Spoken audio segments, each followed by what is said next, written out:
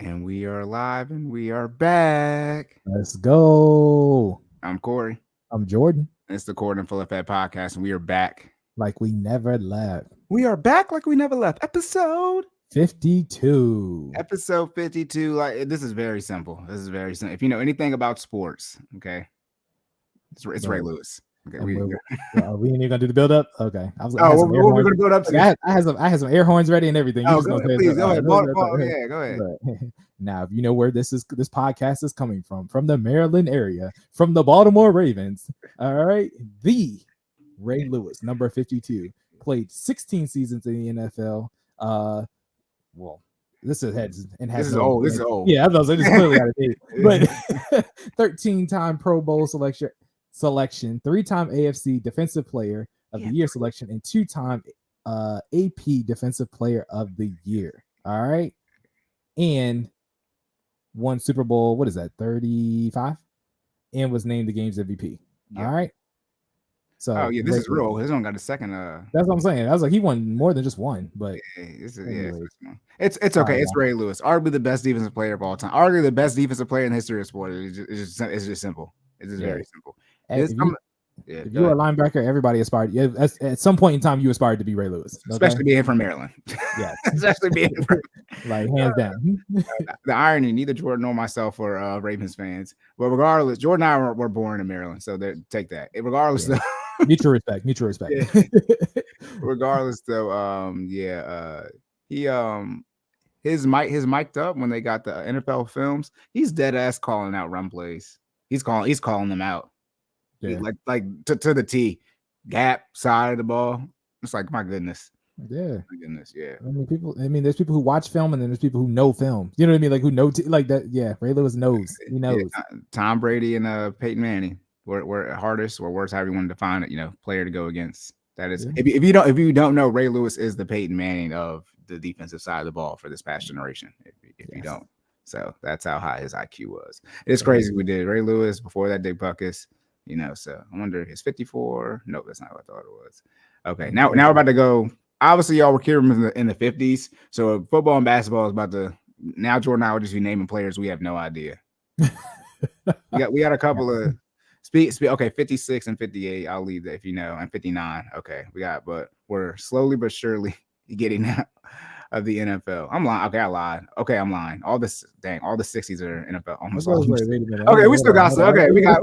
Okay, I was like, I'm making some names. Yeah. Well, actually, no. I should take that back, because the 60s and 70s are probably mostly NFL players, because most other sports, they don't wear those high numbers. So regardless, though, for those of you who don't know, we got right. Yeah. So there's an NHL on it. Yeah, I was gonna say hockey does. NHL. Yeah, but for those who don't know, we got to burn time so we don't cuss too much in the beginning. So even though I said ass, but regardless, thank you, Alphabet.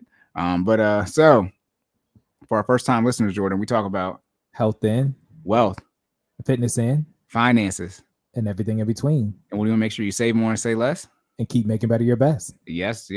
All right. See, look at that. That's smooth. Now, Jordan, what do we need to do? Hold on. Before we get into our disclaimer, we need to make sure you like, share, comment, subscribe, rate, and review Cory in Full Effect at your favorite podcast listening supplier. Okay. Apple Podcast. This is supplier. This is not power. This is not power.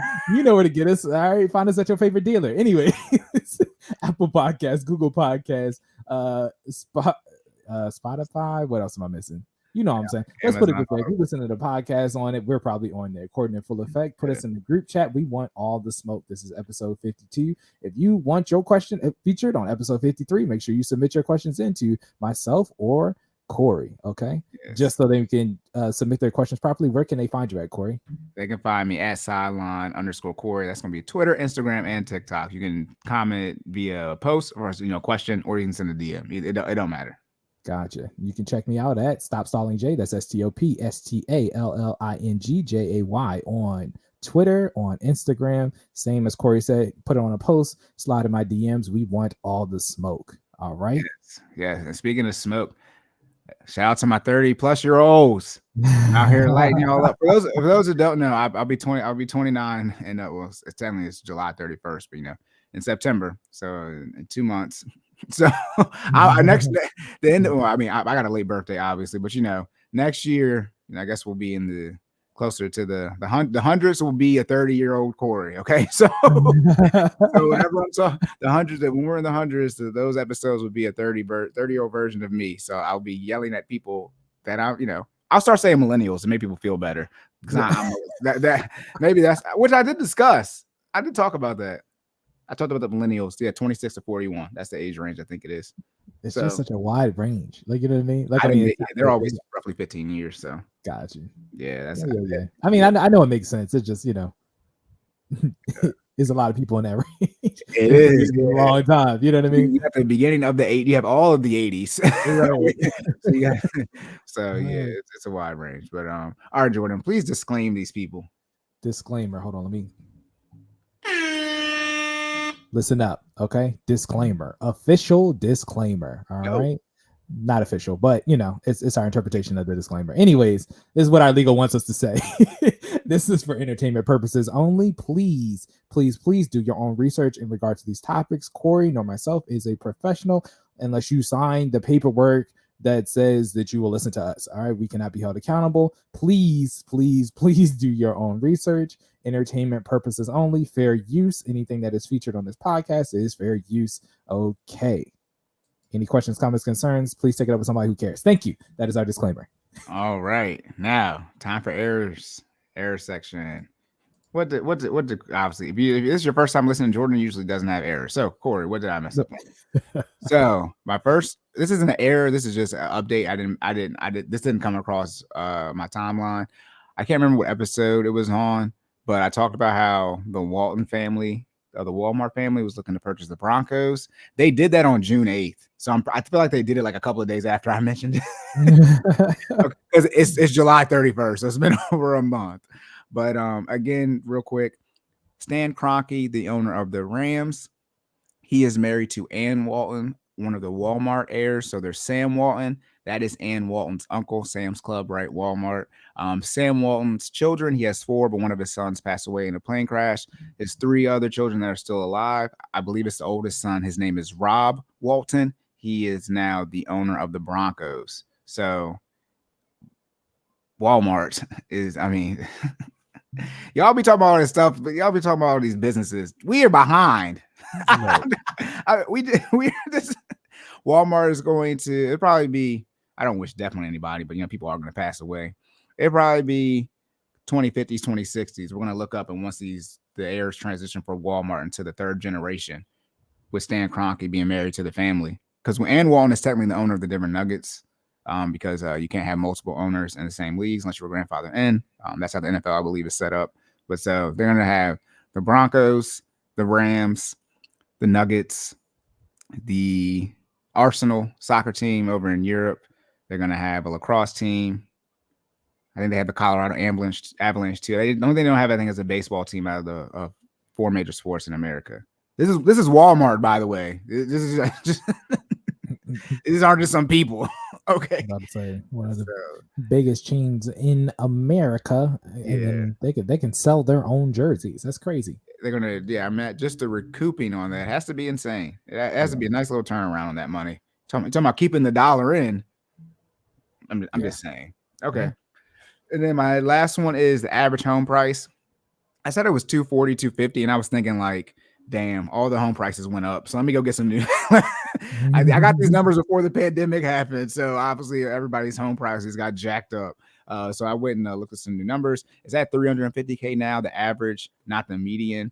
Regardless, I was using the math to say your student loans, that's your down payment. Average student loan debt is $32K-ish, right? And I was saying, if the average house is $250K, 3.5% down for FHA, that's only 75, right? A little over $75,000, right? You know what I mean? So your student loan, that is your down payment for your house. So if you take the FHA route and 30,000 is 3.5% of a little over $900,000.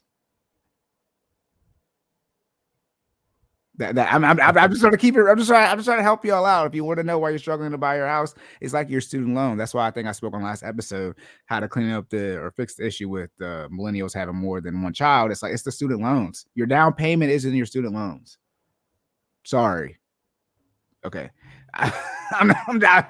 And by the way, I don't know who has $32,000 in debt. I don't know anyone who graduated with everyone has more. Okay. Yeah. Yes. For those of you who took the master's and or doctor route, 100,000 is 3.5% of 3 million. Or one was it? Let me do this real quick. It's not that.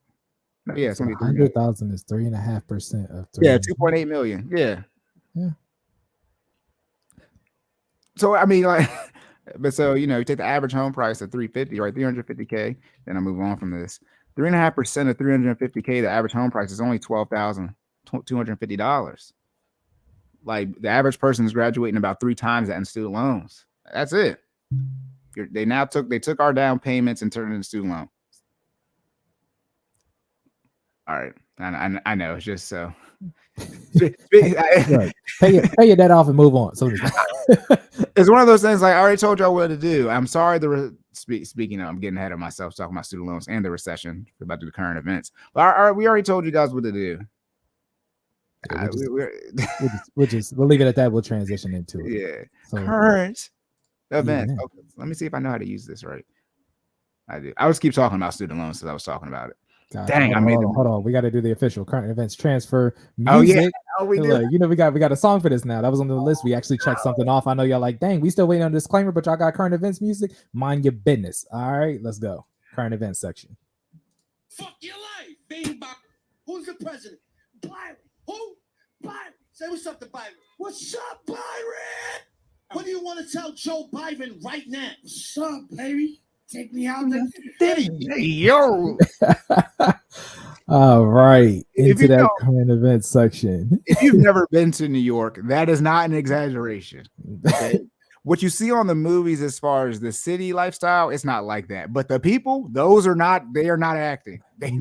That's actually how people act. They will really scream at each other from the 60th floor to someone on the street. Okay? It really is. It's organized. New York, especially the city part in particular, is organized chaos. Like literally, it's just it's chaos. It's chaos, but it's not chaos because it's literally every day. You know what I mean? Like it's stuff that probably if you wouldn't happen in your hometown. You know what I mean? But it just happens every day in New York. So it's like, oh, it's just another person yelling at another person. You know what I mean? And Tim's in a construction hat across the street. Yeah. And they're not yelling. That's actually how they communicate. Okay, and we're switching about to do this. But I told you guys in the book The Outliers by Malcolm Gladwell, literally an entire plane crashed and everyone died on board due to the New York accent. They literally what are the people called? The controller?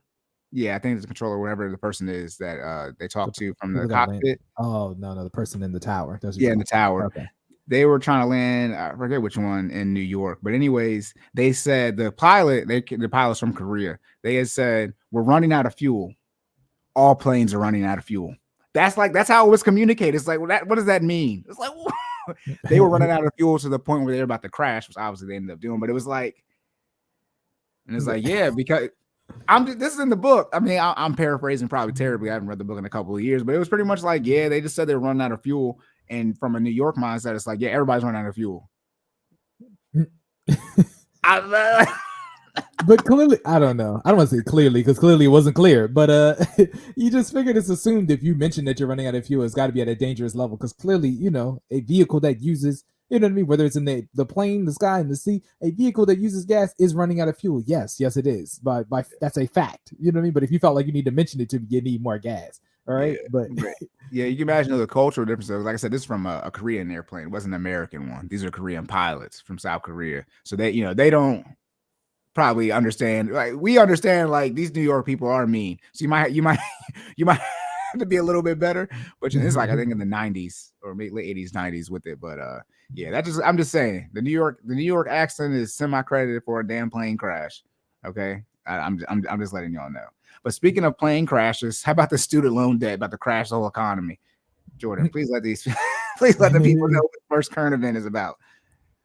The first current event. So this one, okay. So student loans. Okay, so y'all, if you've been listening to us if you've been listening to us since we started, I think at this point, right, we've pretty much been talking about the student loan forgiveness. All right, it's been an ongoing process. Every 3 months or quarterly. For people who don't know, that every 3 months is a quarter. There are 4 quarters in a year. I know, I feel like I need to say that sometimes, but I'm not trying to social intelligence. Just to make sure you track it. All right, so quarterly, we get an update on what is the current.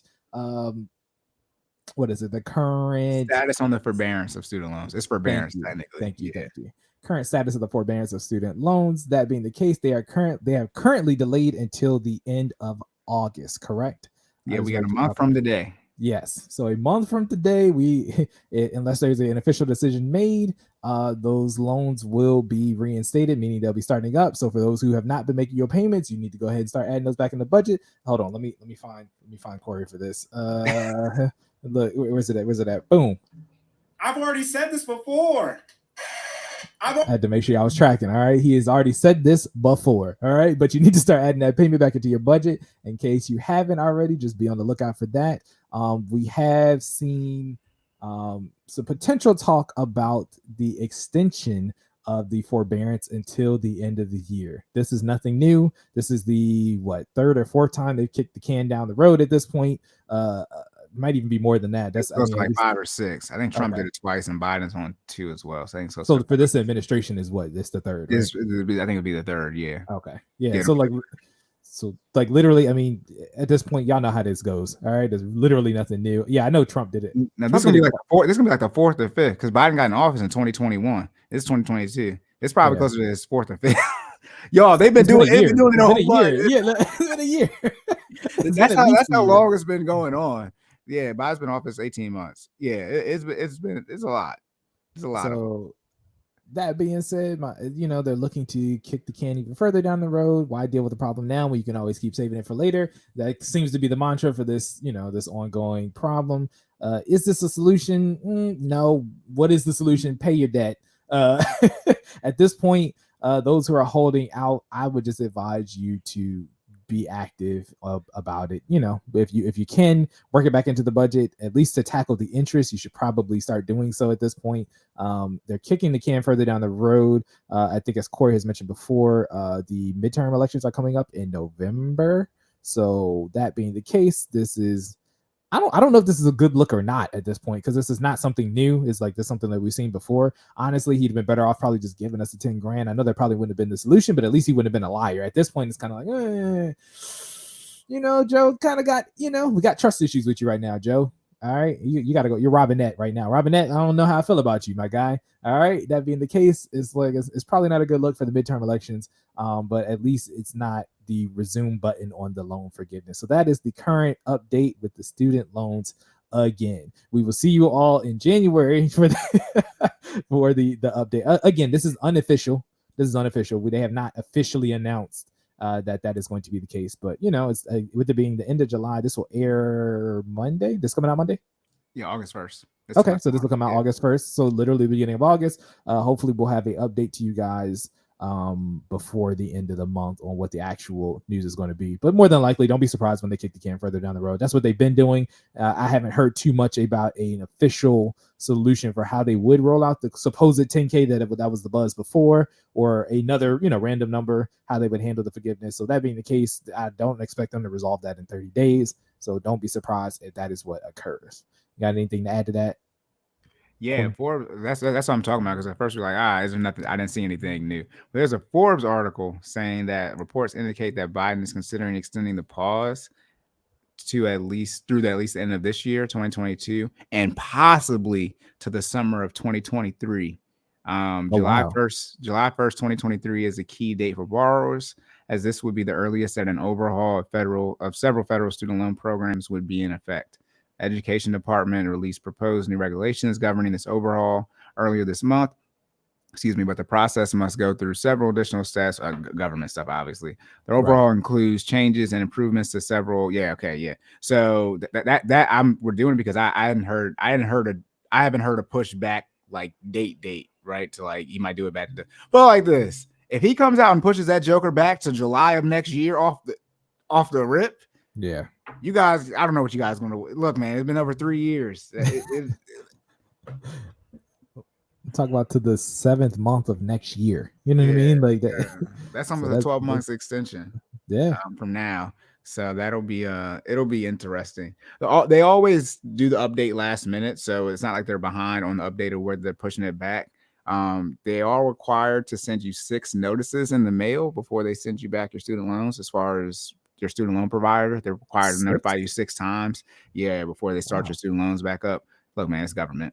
Hey, So, I'm not mad at it. I mean, I'd rather have too many than not enough, but that's such a weird number. Like, 6? Okay. So, so they do 1 a week, right? We don't have 6 weeks left. So it's one of those things where it's looking like they're not going to do it. Congress has been telling the student loan providers not to send out notifications about, starting back up the payments. So it's leaning towards it getting pushed back, which, as you press the button, I've already said before, I already told y'all it's like to get pushed back definitely to the end of this year. Once I figured out they were pushing it back quarterly and not every 2 months, whatever they were doing. But it makes sense that they're going to push it back through the end of this year. It'll be September, October, November, December. It's another 4 months. And then we'll see where it's at, how things go. Again, they're doing the transition with your student loans. They're going to different providers. And I think that's the actual reason why they're waiting for that. And they're trying to get some things passed. But I think that they're holding off on getting things passed. It's the midterm election. So obviously, if there's more blue, right, then they have a higher chance of getting some of the student loan reform that they want to get passed in these bills. We already talked about the 0% refinancing, I think on the previous episode or the one before that, about student loans. So there's a lot of things up in the air. Like I said, highly unlikely that they start again as far as September 1st, and it's just trending more and more towards that. This is pre them getting rid of Roe v. Wade. Now they just have to kick it back. The Dems are at such a deficit. They got to get some type of win. So, all right. Do you have anything else?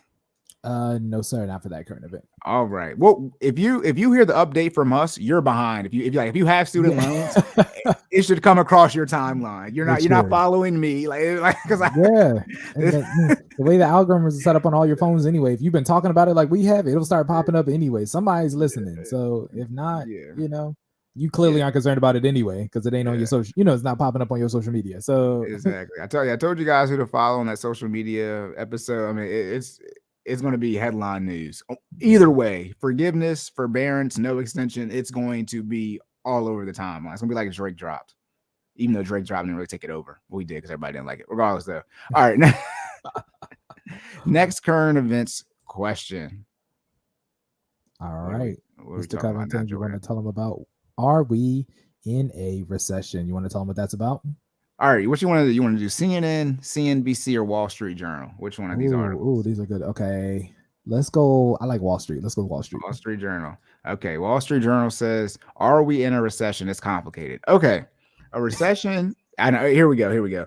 A recession, and this is where it's just like people lie so much. A recession in general, not technically, a recession in general is when we have 2 quarters. Quarters are everybody. What? Stay with me. 3 months. Good job. Yes, because 3 months because we have 12 months in a year. Okay, a quarter is 25 cents or 25%, 25 fourth. Okay, regardless of 3 months, right? This is the condescending stuff people don't like about me. Regardless, though, I'm joining in on the fun today. Sorry, you're good. So when we have 2 quarters in a row or 6 consecutive months of shrinking GDP or a negative GDP, so a contraction of our economy, that is generally deemed a recession. Just two quarters. So the last one we had was in. Sorry, Cory. What is GDP for our listeners? Jesus, gross. How much money we make? Gross domestic product. Okay, there we go. I got it. My bad. GDP stands for gross domestic product. It's how much money we bring in. Gross, the most. Before think about your paycheck before you pay taxes. That's what your gross is. You have a GDP too. It's a lot lower than the United States. It's part of it, regardless. How much money the United States makes, on a quarterly basis. If that goes, if that's negative, not decreases, but it's negative. I guess technically it's decreasing, but if it's negative 2 quarters in a row, that is generally deemed a recession. Like I said, the last one we have, as you might guess, pandemic, right coming out of the 2 quarters right after the pandemic started. In 2020, and then technically we are in one now. Everyone's been saying it. Everyone's like, "Oh, we're in a recession." It's like we're just waiting for them to release the numbers. However, and this is like the negative and the positive of social media, the actual true definition of a recession is Recession. Let me see if I can find NBER. There we go. NBER is the National Bureau of Economics something. Let me see. National Bureau of Economic Research. They determine what a recession is. None of this other stuff. All right. Okay. Good to know. Good to know. Okay. They were founded in 1920. Regardless, this is just like when it comes to a pandemic. The World Health Organization, they say if we're in a pandemic or not. Everybody can be dying on the whole planet. If WHO don't say it's a pandemic, it's not a pandemic. Okay. So it's the same thing. Okay. It's the same thing with a recession. So NBER, National Bureau of Economic Research, they have yet to declare it a recession, which is why you've seen, people, White House officials and some politicians saying that we're not in a recession yet. Recession involves not just the GDP. That's just the easiest way, a metric for everybody to see because it's always reported on. But obviously you take into unemployment rate, things of that nature. So right now they're saying it's not really a recession because unemployment is still low as well. Inflation is crazy high. So we're dealing with the situation where to correct the GDP issue, right? So to get people to spend more money, you lower interest rates, right? However, to tame inflation, you increase interest rates. So we're dealing with two opposite things right there. And then on top of that, we're dealing with the unemployment rate is going down. It's not going up, which is usually a sign of a recession too, right? People start losing their jobs, i.e. 2008, 2009, the housing market crashed. People lost a lot of their jobs, which is why they got screwed from a housing standpoint. And they had an adjustable rate mortgage. You got a fixed rate mortgage right now, and you're stressing about the housing market crash and the recession. You're good if you got a fixed rate. Your mortgage is not going to change because it's fixed. Regardless, if you have an ARM, that's on you. You didn't listen. I recommend you refinance. Well, you should have been refinanced, not a race crazy high. Anyways, it's a lot of stuff changes quick. This is why you got to execute. But I've only had a house for a year. The rates are now double what I paid for it in May of 2020. They're almost three times. They're almost three times. The numbers they change quick. So you got a 15. So you had the lowest one. Yeah, they're more than three times for the 30. But regardless though, so the one thing with unemployment is that whether you believe in the panorama or not, people did die. And so since people died, those jobs, as far as they haven't been replaced yet. So that's why a lot of these jobs in my eyes are having issues. People is because literally the humans are not there. Like a whole bunch of humans went away permanently. And so obviously you need a generation to, grow into that age to actually replace those actual jobs from a body count standpoint. So we deal with the fact we did go through the pandemic and all of those changes, the supply chain issues, the shortages and things like that. And you actually lost the biggest asset, the most important asset, humans, the actual workers. So there are a lot of factors in play. Are we in a recession? Who cares? Inflation's high as hell. I know what's not receding. These damn prices. He is not lying. They are superseding expectations. So when it comes to recession, we'll get off this real quick because we're almost 30 minutes in. The one thing you need to understand about a recession is that you really get impacted if you lose your job / have a decrease in income, however you want to look at it. And you have a lot of debt. I don't care what anybody says. The debt is the issue. Okay. Because if you have that decrease in income, you usually can't quickly offset it in your budget because you have those debt payments in there that you have to make. Okay. And most of people's debt payments are attached to things that they need, their car and their mortgage. Okay. However, when you have something like a student loan, which you can't bankrupt, that's actually killing you financially in your budget. I shouldn't say killing, shouldn't be a better word. That's what am I doing? That's hurting you. There we go. That's hurting you financially. I was trying to say hampering you or something like that. Yeah, hampering. That's the right word, right? I took 2 classes of English in college, y'all. Hindering. There we go. This is my brother. No, okay, no, hamper and hinder is the same thing. Hamper. I was about to say you can get away both. You all right? Oh my goodness. But yeah, so it's hindering you financially. And then what I was saying there is that you can bankrupt your car and your mortgage, right? You can't bankrupt your student loan, so you can't get rid of that issue. Okay. And then when you go through bankruptcy, you are in a position where you can't keep some of your stuff. Okay. So that's the issue. It's not just inflation and prices increasing. It's not that your job, you're not making enough money as far as an increase to keep up with inflation from a pay rate standpoint. And then there's also this debt. There's a lot of things that come into play. I think one of the issues is that stuff hasn't they're still raising the interest rates as far as the government. They just raised it about, I think they raised it 0.75% a couple of weeks ago, and they're still looking to do another one, I think, in the winter time frame. I think they're looking on doing some more next year as well. So there's still a lot of things from an economic standpoint I'm not going to get into that are still yet to occur. We still haven't had a super major crash as far as the stock market. We are in a bear market over 20% down at one point, but we haven't had a big drop in one day that you usually see. So there's still a lot of things that haven't occurred yet. All the recessions are different. So this one is probably going to be different than all other ones because they're all different. But right now, it's one of those things where if you still have your job, especially obviously you got to be wary of these student loans. My guess, like I said, is they're not going to start back up. But I mean, if they get pushed back to July next year, y'all really gonna have to get on it. If you can pay them off in that time frame, you can, because you got to create that cash flow. That's the whole reason I recommend you pay off your debt aggressively, is to create that cash flow so you can sustain these hard times. Shout out to myself.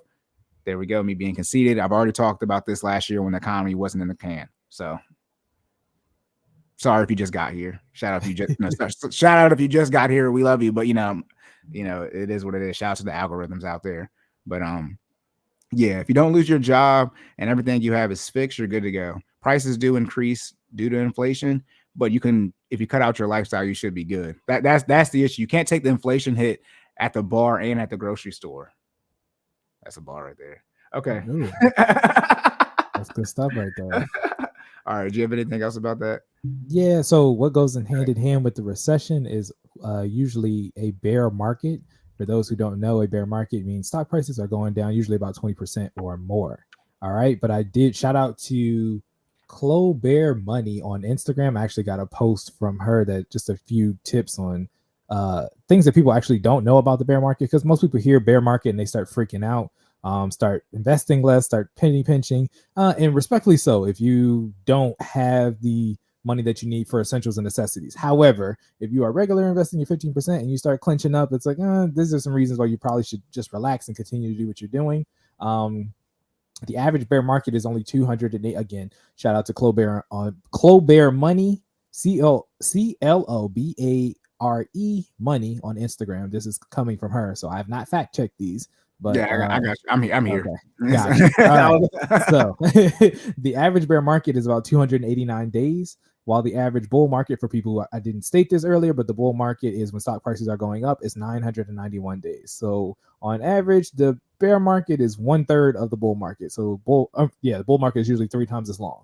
All right, moving on to the next one. Stock loses 36% on average in a bear market, but in a bull market, they gain about 114%. So with the bull market being 3 times as long and the percentages likely to increase 3 times over the course of that period, you should probably, people who are pulling out or not investing as much, you should continue to make those investments, keep that money locked in, because when the market finally does correct, which it usually does, unless we're in a Great Depression, usually, keyword is usually, it's always corrected. Okay? The market has always corrected. Welcome to the United States. So when the market corrects, like it usually does, the chances of you getting back at least to that starting point, if not soaring an additional, what's 114 minus 36, Cory? I don't know, probably 88. Okay, it's soaring in addition. I wasn't even about to embarrass myself trying to do that math on here. You're soaring another. You got the math skills. I ain't about to hold you. 78. Okay, so watching your stock climb another 78% afterward is probably worth leaving that money in long term. All right. Just some things that you need to know. Since 1932, bear markets have occurred on average every 56 months. So that's about every 4 years and 8 months. Between 1928 and 1944, there were only 12 bear markets, and that was one every 1.4 years. Since 1945, there have only been 14 bear markets, and that's every 5.4 years. So what does that mean? Bear markets are occurring less often since 1945 than they were before. Okay, so experiencing one, what does that mean? It's only going to last 1/3 of what a bull market would last, and then on top of that, when it does finally conclude, you are less likely to have one for almost another 5.5 years. What does that mean? Stay invested all the time. Remember, time in the market is better than timing the market. Okay, stay in, stay invested. All right, I'm going to wrap this up so we can move on to the next session. But last but not least, half of the S&P 500 indexes, so this is probably one of the strongest facts on here, half of the S&P 500 index's strongest days in the last 20 years have occurred during a bear market. What does that mean?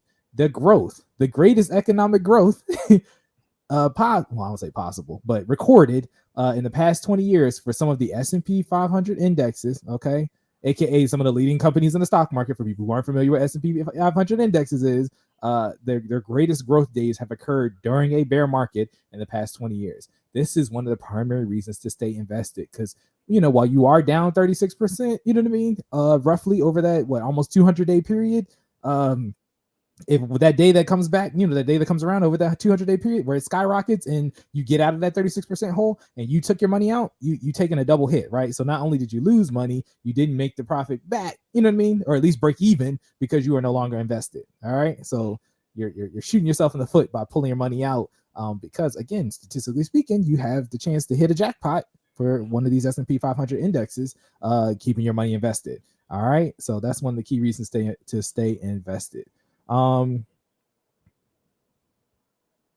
Yeah, last but not least, she kind of mentions basically bear markets do not necessarily automatically indicate a recession. Since 1928, 14 bear markets happened or began right before a recession, but another 11 had nothing to do with the recession. What does that mean? Yes, they are coupled together. More than likely, if there is a bear market that, that kind of sort of indicates that a recession is to come, but they are not necessarily hand in hand. What does that mean? You can have a bear market and not necessarily have a recession, which is why I wanted to mention that during this current event. It is possible to have one and not the other. However, most things economically, if you don't know, are tied together. So having a bear market can be an indicator of recession, but it's not necessarily a must-have.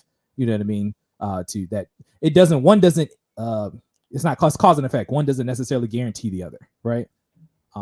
So yeah, saying all that to say, keep your money invested. If you've been investing, keep investing. Keep doing what you're doing. Don't let the bear market shake you. Remember, 189 days. We talking about it takes 2 quarters to confirm a recession. 2 quarters, for people who don't know, every quarter is 90 days. 2 quarters, 180 days. We should be doing what? Bouncing out of the bear market sometime soon. All right, we're going into the 8th month of the year, so stay invested, stay locked in. All right, we're done. Yeah, okay. Look at Jordan came with the facts. I guess I'm about to get my own show. Nah, I just I try to add a little razzle dazzle on the finance stuff. Yeah, recessions are for bad for people who don't have money and or have a lot of debt.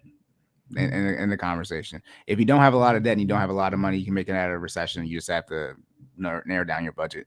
But most people have a lot of debt and don't have a lot of money. Welcome to the United States. Have a budget, which is even worse. Well, yeah, okay, okay. I mean, if we get to the basics, don't have a budget. Yeah. Surprised how we had this conversation with, and they're like, "Budget? What's that? Oh, you're already screwed." Look at that. Yeah, I mean, it's the time where stuff goes on sale. Right? The stuff doesn't crash; it goes on sale, and you can make more money. A lot of businesses come out of a recession. Like Uber, I believe started Netflix in the 2008 one. I think definitely Uber, but a lot of positive things do come out of recessions, but obviously people do get impacted from an economic standpoint, because you mentioned it. Now economics is too much. It's so variable. But you talked about, that's why I don't like talking about it. But you talked about how people, if recession happens, some people start spending less money. That's bad. The issue is we don't have a lot of money circulating in our economy. Then you spend less, so there's less. Your the cause is the penny pinching, and then you start penny pinching, and it's like, what? Did you not hear what I said? So that's where it's like, this is, if you don't like Monopoly, at least learn how to play it. I know it can be a long game. Monopoly is long when nobody knows how to play. Regardless the rules every turn. You know what I mean? Yeah. Just think about a recession in the sense of you're about to go on one side of the board, right? Any of these 4 sides, and somebody it's nothing but hotels, and you don't own none of the hotels. Okay, not the green ones, it's the red ones. And it's like, look, man, I recommend you stack your paper before you get on this side of the board. That's the recession. Okay, that's the recession on that side of the board for you, or all them hotels. You don't own any of them. And the type of roll, right? We talk about die, that third die, the die you need to get across a whole board, the roll you need in Monopoly. You try and get that 200 pass go, right? And well, a quick Monopoly trick. A lot of the ways to win Monopoly, I would say easier, but one of the tricks is to buy, depends on what board you're playing on, but that Baltic, those first 4 or 5 properties right there, and you get to take people's $200. Right, that's death by 1,000 paper cuts. So everybody, play Monopoly, get a 200. Right, once they pass go. Yeah. Once you look at the hotel prices for those things, once you build them up, you can take people's money as soon as they get that, and that's how you you putting a little bit of money up, relative to the game, obviously, right, and take a lot of people's money away. So yeah, that's how it's set up out the here. most properties for the least amount of money. Right? Yeah, relative to how much you need to take from people. Obviously, the point of Monopoly to win is to make people bankrupt. So right. that's how you win. Oh my goodness. That's a terrible game. Look at it. It's a great look. It's finding about the whole it's fun. It's a lot of fun. It's a great way to understand.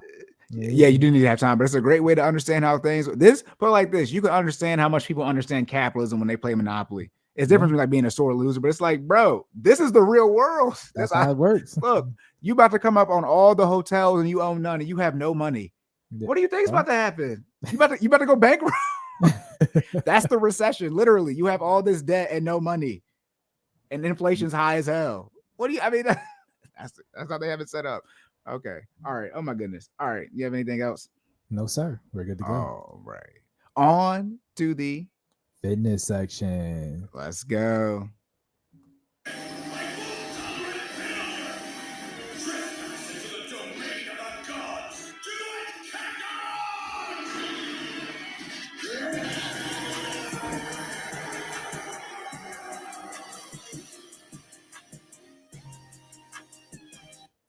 All right. Finally got the theme song back in play. All right. Yeah, Jordan. Our tech skills are immaculate. That's why we mess up all the time on here. Regardless. All right. First fitness question. Let's work. Indoor versus outdoor fitness. What are the pros and cons to each fitness environment? Okay. All right, y'all. Here we go. Jordan's about to. Or before you go, Jordan's about to prove my point to everybody who's struggling financially as far as in poverty. Y'all can exercise. So he's about to name some stuff that's. How'd you know? Look at it. I'm so prepared. I'm so prepared for that argument. Somebody got to look me in the face and tell me why they can't do no push-ups. Listen, not when they free. Anyways, we're not gonna look at that. We gonna get into it. Okay, so outdoor and indoor fitness, let's be clear. So I'm gonna give you the definition of each so you know what I'm talking about. The definition is in the name, but for those who don't know, outdoor fitness is any activity, whether it be aerobic, strength training, any type of exercise or workout performed in an outdoor environment. What do I mean by outdoor? Wilderness. We talk about trees, sunlight, outside, okay? Pure oxygen, a natural climatized environment. Okay, that is outdoor fitness. Indoor fitness is clearly the opposite. Exercises, aerobic activity, strength training, mobility, all of that performed in a sheltered environment, aka a gym. Doesn't have to be a gym. Can be a home fitness center. Can be a court. Anything that is sheltered, built by man. All right, let's start with that. Indoor fitness facility. Okay. So pros and cons to each. We're going to start with outdoor, which is personally my favorite. Okay. Outdoor fitness. Some of the pros for outdoor fitness includes presents a wide variety of activities as well as milestones. What do I mean by that? What do I mean by that, Cory? You tell me. So I'll repeat it one more time. Presents a wide variety of activities as well as milestones. What do you think? What outside? Yeah, outdoor fitness. There are indoor sports, but there's the field is out. They have indoor fields, but all the things that are traditionally outside, I would say you have access to those.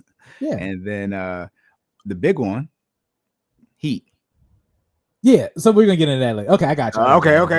Yeah. We're gonna get into that later. So yeah, so when I mean a wide variety of activities, I mean that outdoor activities, there's a whole bunch, I got to say it like that, a whole bunch of activities that you can do outside. Now, mind you, these are not exclusive to outside, because I got to mention them in indoor fitness as well. However, outdoor activities, in terms of what you can do, you can cycle through a variety of activities, just being in an outdoor environment.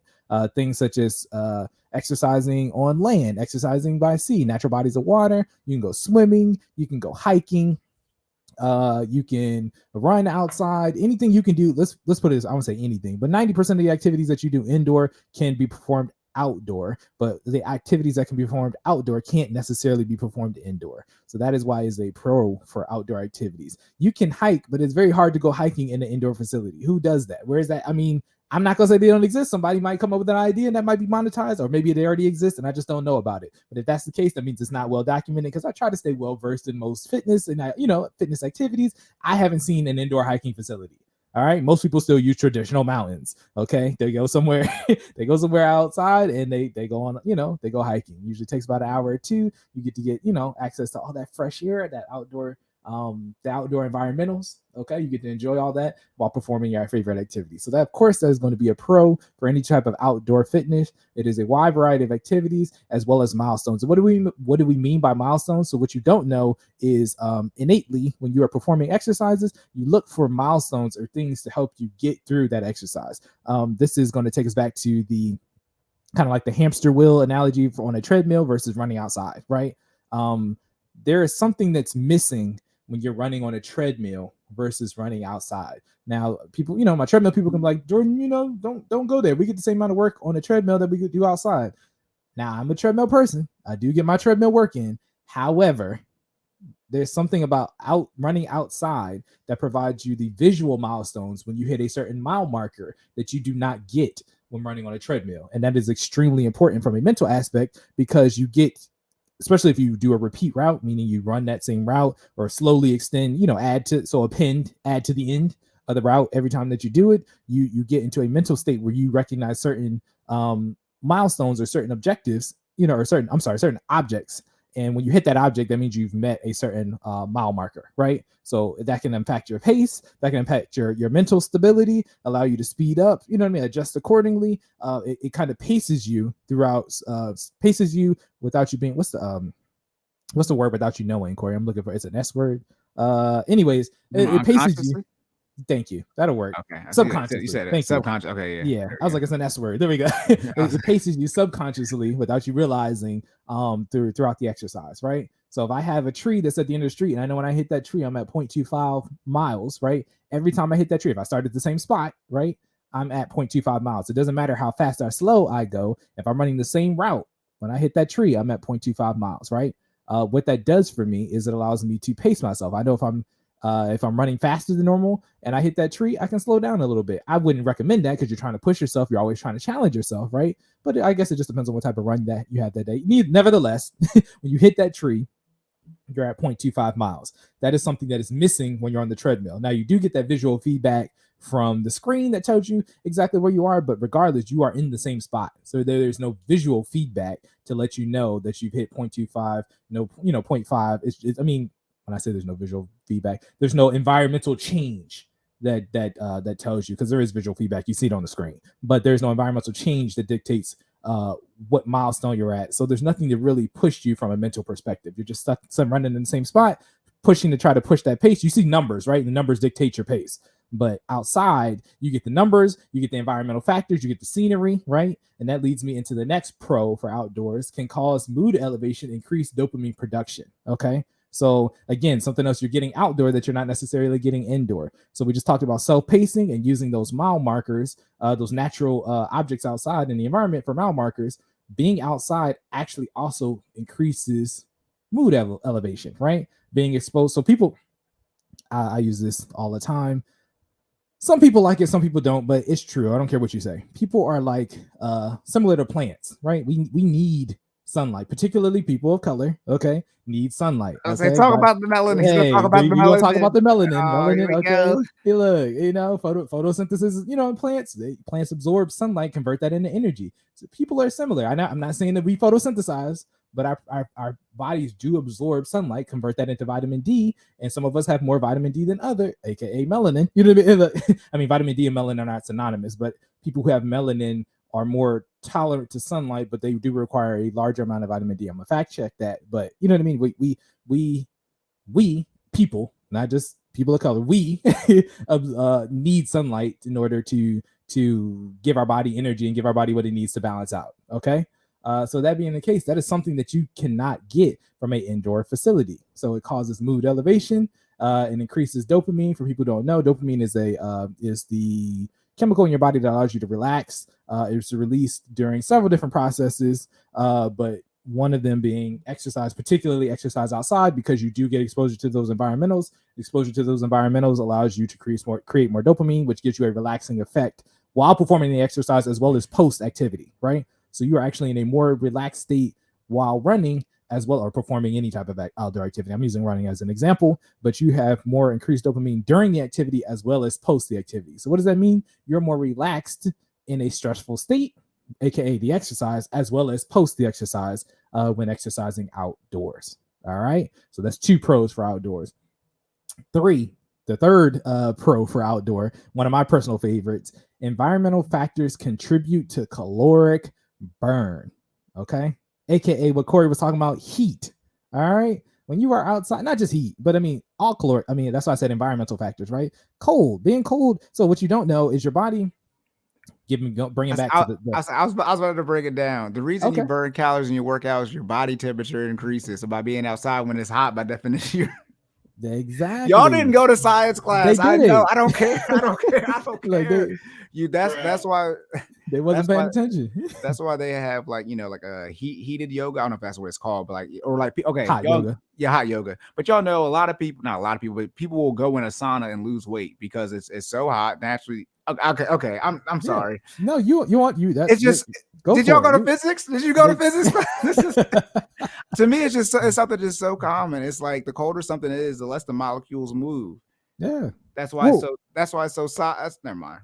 I was gonna say even in the cold, right? What it's just in a non climatized environment. So what do I mean by that, right? Your body has to do so I'm now getting to the science part. It has to do homeostasis, right? Homeostasis, again, I think we talked about this in a previous episode, but just so you don't have to go back and listen to that, we're gonna talk about it again right now. Small snippet. Homeostasis is your body's ability to maintain a neutral temperature, right? So as Cory said, your body has to I want to say neutral temperature, a temperature a neutral temperature depending on what the environmental factors are in the area around you, right? So that being the case, if you are running outside and it is hot, your body also produces heat. So by definition, you burn more calories. Now, the same thing can be in the cold though, right? If you are in an extreme cold temperature, your body has to produce not enough heat, not only the heat that it makes for the activity, but also enough heat to keep you warm in the act of homeostasis, right? So what does that mean? You're also burning more calories in an extreme cold, temperature as well. Saying all that to say, the environmentals help you burn more calories because your body is not only activating what it only has to activate for you to burn calories, create that heat and burn calories during exercise, but it's also trying to regulate your body temperature while doing so. And if you are in a natural climatized environment, meaning you don't have control over it, whatever is happening, your body has to constantly adjust to that while you are putting in the effort to complete the exercise, right? So in doing so, you're constantly, if it's hot outside, you're constantly fighting the heat while producing heat, which means you burn more calories, right? If you're, you snowboarding and you're in the mountains, and while you're, in the process of trying to stabilize on that board and go down the mountains, and avoid the trees or whatnot, or the poles or whatever they got going on, your body's also trying to produce enough heat to keep you warm, which means it's also burning calories while you're completing that aerobic exercise. You see what I'm saying? So regardless of the environment, if it's something that you can control and it's non-functional, meaning it's not out of your normal range, like we're not clearly in a climatized environment like my home, I'm in the optimal temperature for me to relax, right? My body's not working. Your body is constantly in a state of trying to create homeostasis, but it's clearly not working as hard in a temperature that you've created, right? My house is constantly on 70, right? My body is now acclimatized, for people who don't know, is used to 70 degrees, okay? That means it doesn't have to work. I'm trying not to be condescending, Cory. I'm just trying to make sure like I'm dropping these definitions in here. I know it probably sounds like I'm an asshole, but hey, we breaking down these definitions, all right? But my body is used to 70 degrees. What does that mean? My body does not have to work as hard to create heat or, lose heat in my home temperature, right? That is not the case when I'm outside running and it's 92 degrees outside or 86, or it's been about 80, I'm gonna say 84, at least consistently, rain or shine, for the past week. Okay. Your body has to adjust to that. Okay. And then on top of that, trying to push the pace, trying to make a certain time, whatever you're doing, your aerobic activity, your strength training, your body is going to create more heat. What does that do? That increases your caloric deficit. It increases the amount of calories that you burn in a specific allotted time period. Okay. So that is a huge pro for outdoor activity. And we'll get into, why that doesn't happen as much in indoor, right? 2 more things for outdoor pros, and we're going to keep going. Encourages socialization in the form of formal events. So for people who don't know, if you ain't never been outside, if you're not a big exercise person, but if you ain't never been outside, Things that happen outside or outdoors are common fitness activities in mass gathering. We're talking about huge events. These are usually events that people train for, things such as marathons. For people who don't know, there are things called Spartan races, which have become more popular in the past like 2 decades or so, but those are like events that they're basically obstacle courses put together with extreme mileage. So a Spartan race could be like 10 miles, and at every mile marker there have a series of obstacles that you have to get through and then continue to run to the next mile. Those are massive outdoor events. Meets. So when I say meets, like track meets, all right, that's specifically a sport, but those are outside, right? The sport itself there's indoor track as well, but most, I don't want to say most major, but a lot of the major track meets, the Olympics, right? Outdoor, right? The one that everybody watches, outdoor. There's a winter, there's a winter Olympics. There are some indoor events too. The part that's always on TV, outdoor, right? So that being said, there are formal outdoor events that encourage socialization. And then just to piggyback on that, the last point, this is a pandemic exclusive plus right here. It's safe. It presents necessary social distancing while still allowing for engagement with others. Okay. For those who don't know, I know y'all think pandemic is over. And I guess by definition of, as Cory stated before, whoever states that there is a pandemic can state that it's over. Right. But if that's the case, you know what I mean? And it is officially over, or quote unquote, people just think it's over. I still recommend, COVID is still a thing. It's still out here. I still recommend social distancing. You need to be at a safe distance while performing aerobic activity. And outside, it's nothing but space outside, right? For people who don't know, COVID is considered I think it's officially been written off as an airborne and contact virus, right? So if that's the case, that means you can get it from being within proximity of somebody or touching the same things that they've touched, where the germs are present. Sunlight actually destroys a lot of those germs, right? So what does that mean? Being in an outdoor environment, even if you got to share the same, space with somebody and you are less than 6 feet apart, being exposed to extreme heat like we are in the summertime actually has a higher percentage of killing those germs. So what does that mean? You are less contagious outside. The germs are not contained to a specific area, as well as the sunlight has a higher chance of destroying them. Yes, I'm giving you a COVID talk sprinkled in my message right here. Okay. Be outside if you are going to get this work. All right. Among other things, not only are you going to get more work, better work, and have an elevated mood while doing so, but you are going to be safe. And that is important because we want you to get this work and be able to go home to your family and friends. All right. So those are the pros of being outside. You got anything on that, Cory, before I head into the cons real quick? Look, I'm just, y'all, I was talking, all the jokes are running through my head right now. Did you see about monkeypox? Which one? Which part? Look, I didn't see a lot of that. The part where they're saying it could be an STD. Yeah. If it comes out as an STD, y'all nasty. And this is what I talked. Gary V. If you ever see this, I'm so thankful. You already told y'all COVID is not the issue. Y'all out here having unprotected sex. Literally. And if it comes out monkeypox is an STD, I don't care about it no more. Because if y'all don't know, Maryland / DC, Baltimore, DC has the highest. Baltimore had the highest. No, DC had the highest STD rates, and then it went to Baltimore. Which, if you're not from here, that's the same place. So people just move. So being that we live in the place with the highest rate, it's like y'all wild. I don't understand. If it comes out monkeypox STD, I don't care. Y'all nasty. Y'all here like raw dogging everybody. Yes. Why you being weird to me? Look. You need to be weird. You need to not be weird, whatever you want to phrase it. So I was just saying, like, it's oh man, shout out to the COVID. But if a new STD is showing up, look, man, aren't y'all struggling to have sex with people anyway? Don't y'all not? Never mind. It's not that. I'm not doing this. Go ahead. Please get into the cons of indoor versus outdoor. I was about to go into a tangent. The problem is, look, people out here eating everybody's everything, and then they wondering why they got. Look, Cardi B, I think, said that. Okay, all right. This is Cardi B said something about I don't know if it was strippers, but eating wings and stuff like that, and then because whatever. If you know what Cardi B said about that, just insert that here. Okay, you need to be careful about what you eat. That's all I'm gonna say. Speaking of obesity, here we go again. Hey, look, I don't know if you got the updates. I've been preparing links. When it's time to share the screen, as they pull up your mint. I got some links on standby. Don't come over here with me with some of this obesity and stuff like that talk, because I got links from the CDC, and y'all are just gonna be embarrassed. So, but Jordan, please get on to the cons of indoor and outdoor exercise.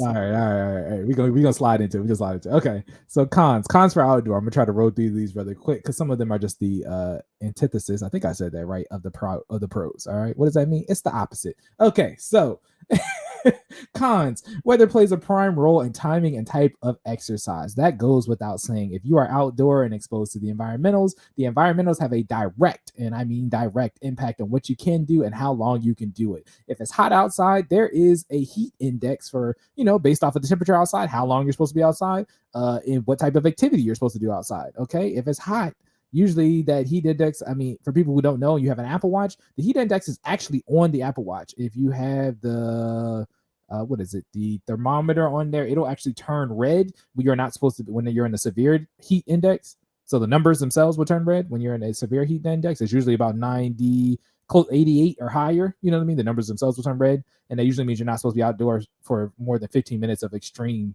activity. So what does that mean? High aerobic activity, we talked about VO2 max, 70% or higher is hit. High intensity interval training should not be performing hit outside for more than 15 minutes or any activity that simulates a 70% VO2 max or higher. What does that mean? If it's hot, don't be outside all day. All right. Half of y'all don't drink enough water to be outside that long anyways. Y'all probably should listen. Okay. Or somebody could be scooping you up off the sidewalk. All right. So the weather plays a direct impact on what you can and cannot do. Clearly, that goes for the opposite of just heat. If it's cold outside, be mindful of that because you can only do so much. If it starts thunderstorming, you should just probably come inside because you don't run the risk of getting sick. Don't be that person who's a Superman. I have a friend. He's a very good friend of mine. Shout out to him. He knows who he is, but he tries to ignore the environmentals, and it's like, bro, he's one of those people. He's more of a, and again, shout out to, this is one of my favorite fitness people, but shout out to David Goggins because he be out here getting it in regardless of the weather. It don't matter, shining, snow, whatever. He's out here getting his mileage in, and he's proved that he can do it successfully. However, all of us are not David Goggins. Okay, if it is raining, bring your ass inside. All right. Most of y'all are bitches. If you don't know, David Goggins might be the toughest person on earth. At least that's real talk. So you can understand what he says. That man is certified. He was Navy SEAL and Army Ranger, I think. Yeah. If y'all don't know that, never mind. Yeah, he's look. If you don't know, okay. If you think I have a problem, if you don't like David, listen, go ahead and find David Goggins. He cuss at you. Yeah. He does not care. He does not care. He ruthless. Yeah. Dave Goggins is literally a no BS type of person. Yeah. He literally has, it's a no excuses type of, that's his mantra, basically, no excuses. All right. Yeah. Rain shot. If you want to get people make time for what they want. He takes that, but the extreme version, right? If you want to get this working, you're gonna get the work in. It doesn't matter. You know what I mean? My man's be outside running with no shirt with the snow coming down. He'd be running a 10-piece. Like, for people who don't know, that's 10 miles. Like, you know what I mean? Like, the man is built tough, right? Yeah. In short, I think he was 300 pounds or so, and he dropped all that weight and got into the Navy SEALs. And after he was failed a couple of times, but if you just want to know, if you don't know, Navy SEAls are the hardest physical things humans have created to qualify for. Okay. If you don't know what the Navy SEAL qualifications, okay, is the top tier. Obviously, different branches are going to argue that theirs is better, but Navy SEAL is the people you don't really know, but Bin Laden, those supposed to be people who went and got him. Okay, so if you want to know, I mean, if you questioning it, look up their. I mean, they all have different names, but their PT tests, like, you start looking at the physical qualifications. Arguably, yeah, they're at the top, if not among the top. You know what I mean? Got to be top 2, and they not 2. Okay, so if you've seen 300, yeah. Spartan type stuff. Anyways, but yeah, so bringing it back full circle, that is one of the main cons of being outside. Another thing is, it is a public space. It is not exclusive to your activity. Again, this goes back to the safety thing that we were saying on the pro side. When you're outside. Nobody owns outside, right? People do technically own property, but they do not own all of outside. If you are running outside on the street or on the sidewalk or your predetermined route, somebody has every right in the world to run next to you. As long as you or somebody else doesn't own that property, they can be outside. It is not exclusive to your activity. All right, so you have to keep that in mind, that you know what I mean. You just got, if you outside with somebody, you got to share the sidewalk. That's how that works. If not, go on the other side. I mean, but again, they have every right to come on the other side too. But that being the case, nothing is exclusive. That's the point, right?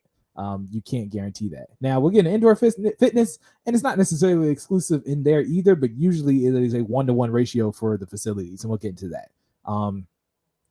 So one of the other major cons of outdoor is lack of facilities, or unable to call for a planned workout audible or take a break, aka use the restroom. When you outside, you outside. What does that mean? You don't have any form of facilities. What does that mean? You don't have any machines. It makes it extremely difficult to call a audible for the planned workout. So what does that mean? If I go outside and I plan on running or doing some form of hit, and I decide, oh man, I don't want to do any hit, you're limited to what is outside, and what's outside, you in the environment. That's it. And anything you bring, right? Clearly that is not the case for when you get into an indoor facility, as they have other machines. If somebody's using the machine that you plan to use that day, you can call an audible and go use another machine, and it saves you time in your workout, right? You just you do a little mental switch, boom, somebody's using the lat press, I can go over here, put some 45s on a barbell, do a shoulder press, boom, alternative exercise, still hitting the same muscle groups, right? You cannot do that when you're outside unless you have the facilities to do so. Also, as far as taking a break goes, taking a break outside, you don't necessarily get put in a relaxed state because you're exposed to those environmentals, as well as you do not have the facilities to use the restroom properly. Okay, for those who don't know, whipping your stuff out outside can be it is technically illegal, and you can get put on the you can, if you get caught, it will get put on the sex offender list, okay, for whipping your stuff out publicly outside. So we do not condone that. All right, I know some people do it, but you probably shouldn't. Okay, if you want to take that risk and have to report yourself every time you live within 500 feet of a school, you go for it, but I wouldn't recommend that. All right, last but not least, con for outdoor fitness: safety is not guaranteed. Response time for emergency is dependent on the location. So saying how we were saying, you have all that freedom for that wide array activities, that is also a positive, but also a negative, because let's say you are outside hiking, you know what I mean? You up in the mountains and you have some type of emergency and it involves all the people that you're with. Guess what? You are subject to whatever the response time is for a first responder to get there. Okay. Defender, responder, the people that's coming to help you. All right. To get there. So what does that mean? It is not always safe. That being said, please be careful when you're outside performing any type of activity.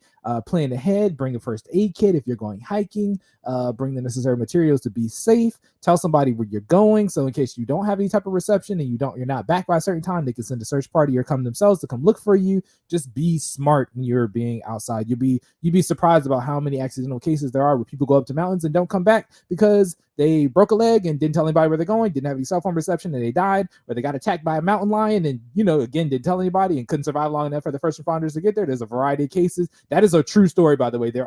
I specifically remember a case of two gentlemen that went to the mountains, got attacked by some form of animal up there. I forget if it was a bear or a mountain lion, but they got attacked, got injured, didn't tell anybody where that, didn't have any signal, and they perished. And by the time somebody figured it out, it was like a week later. So What type of people are these people doing? I'm joking. Don't answer that question. Okay.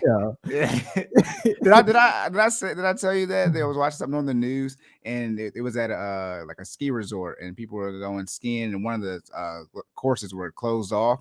And you got a yellow sign that says warning, an orange sign that says danger, a red sign that says if you do this you will die. It was red saying if you do this you will die. 2 people went on it and guess what happened? All right, you can keep going.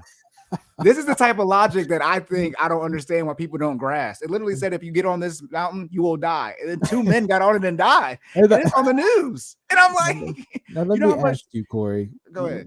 What kind of people were these? I call these WPAs. Okay, all right. White people activities or white people accidents. You can interchange the A. But I mean, it's one. You know how smart someone has to be to figure out if you partake in this, you will die. Like like I say, rocket science, right? It's not rocket science. However, rocket science is hard. If you mess up, everyone dies. So it's like you got to heed these things. But you were talking about I don't know if you saw, probably didn't. You're talking about dealing with a mountain lion or a bear. Did you hear about the fight, a bear versus a gorilla? Yeah, I think so. I'll say that then. I'll say it to them then. Okay. If we got time, I'll put it on there. Gotcha. I'm gonna run through these real quick. We gonna knock this out. Okay, so transitioning into the indoor pros and cons, I'm gonna glaze through some of these because they kind of got highlighted in highlighting some of the outdoor pros and cons. So we're gonna make it quick. All right. Indoor pros: alternative workouts can be created if plan goes awry. So again, I highlighted this before. There's a variety of equipment in indoor facilities. So if you're in a gym, especially if you're in like a there are different types of gyms for people who don't know. There are like the standard gyms that people go to, you know, like your Planet Fitness, your Golds, right? And you got the ones that are for like serious like power lifters or super, you know, people who are in depth into strength training. So for people who don't know, the average gym goes from like 5 pounds to like 80 pounds in dumbbells. The powerlifting gyms go from like, they start at like 50 pounds and go to like 250 in dumbbells. You know what I mean? So that's if that's usually a key indicator, on top of there being way more weights in, you know, like stations for like bench press, deadlift, etc. If you needed to figure out what type of gym you're in, whether it's a standard gym or like a powerlifting gym, look around at the dumbbells. That's the easiest way to find out. Look around at the people. That's probably the second easiest way to find out. If you got people walking around with no neck, you know what I mean, and muscles that you can't pronounce, that's probably a powerlifting gym. Okay. Otherwise, you're probably in a regular gym. Not to mention most powerlifting gyms, you have to seek them out. Okay. They're less common than your Planet Fitness. Planet Fitness is a chain. Powerlifting gyms, you usually are one-offs. Not saying that they can't be chains, but they're usually like one-offs. You know what I mean? Have unique names, etc. That being the case, yeah, alternative workouts can be created if a plan goes awry.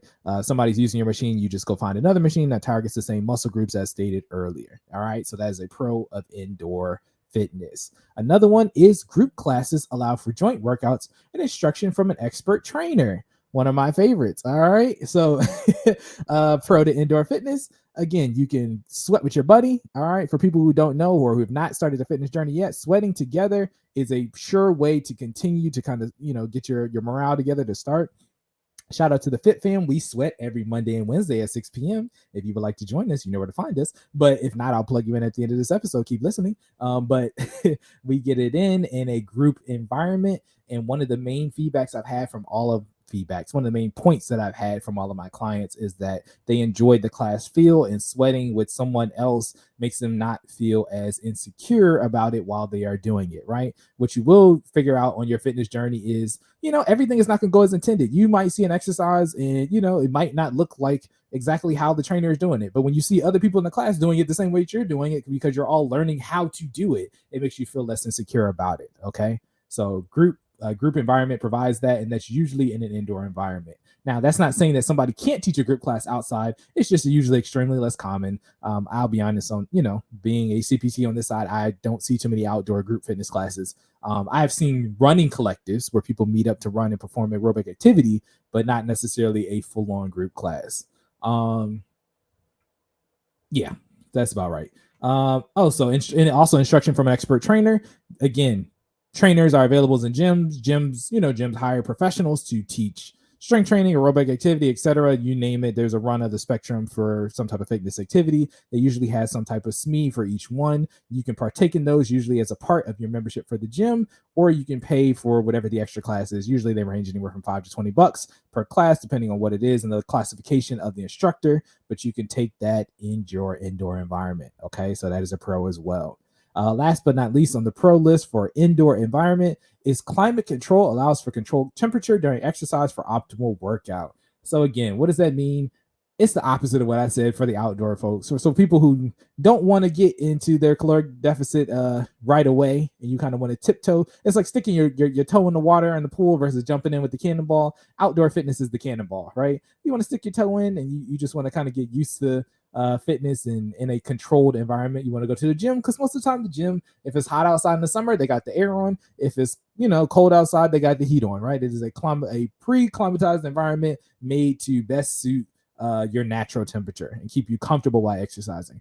For those who know me, I don't necessarily believe in it. You need to get comfortable with being uncomfortable. All right, that's part of being, and undergoing a fitness journey, right? Is putting yourself in uncomfortable situations and getting comfortable with being uncomfortable. That's how you push your limits. That is how you hit the gains that you want to hit.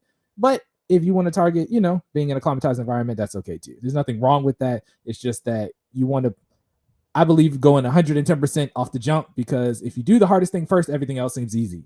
I mean, if you don't agree with that logic, show me what your logic is and then come compare your results with mine. That's all I'm gonna say. But do the hardest thing first, everything else seems easy. You know what I mean? If I can run in 90-degree weather when it gets cold outside, what you talking about? Like, you know what I'm saying? Like, it is what it is. But to each his own. Some of the cons for indoor, we're gonna run through these real quick too, because some of these are obvious. The cost. Indoor fitness costs money. Most gyms come at a membership, and it may not fit into your budget. All right. Let me put it this way: outdoor fitness can cost money too, but ultimately, I don't know a public gym that you can get into for free, unless you get into one on base or you are a student. And even then, it's probably not free. It's just a part of your either your tuition, room and board that you don't know about, or for those who are on base, part of your taxes that's coming out your paycheck pay for the gym. So you just it costs one way or another if you are going to a public gym. That being said, for those who who own their own gym stuff, that home gym, your home gym equipment is always an option. But most people, that's not an affordable option. Or if you're not in the fitness long term, you're just doing it to hit a specific goal and then you want to quit. You know what I mean? It doesn't seem as feasible to spend that kind of money because it can be kind of pricey. Speaking from experience. But that is one of the cons for indoor fitness is the cost. A second point that is a con for indoor fitness is most gyms require additional life costs, such as transportation, to take part in their membership. You got it again, a public gym, unless you own it. I mean, and you live there, you got to get to it, right? So there are additional costs with getting to the public gym. If you don't have a car, you got to take public transportation. If you don't have a car, you can also, pay somebody to get there that's going to the gym, but you still got to probably throw $5 on the tank because gas is expensive. That being said, there is an additional cost to get to the gym. Even if you got to catch the metro, you got to pay for a metro card. You see what I'm saying? There are costs to get to the gym. That's the point I'm trying to make. This for indoor fitness. Guess what's free? Outside. You can always step outside to get that work in, and it's right outside your door. You know what I mean? You got to get out there anyway. Chances are you going to the store, you got to go outside, right? It's there for the taking. Experience it. Take it all in. Use it. Make it fit into the budget. This is what Cory was saying, where you can't tell me that you can't get to exercise in when there are free options available. They're just not the comfortable options that you would like, but they are out there and they do exist. Okay. Last 2 points and I'm out of here. Okay. Cons for indoor fitness also include sharing equipment can spread germs and add time to the workout. So this again is not necessarily pandemic exclusives, but a point that I do want to highlight as we are still quote unquote in a pandemic.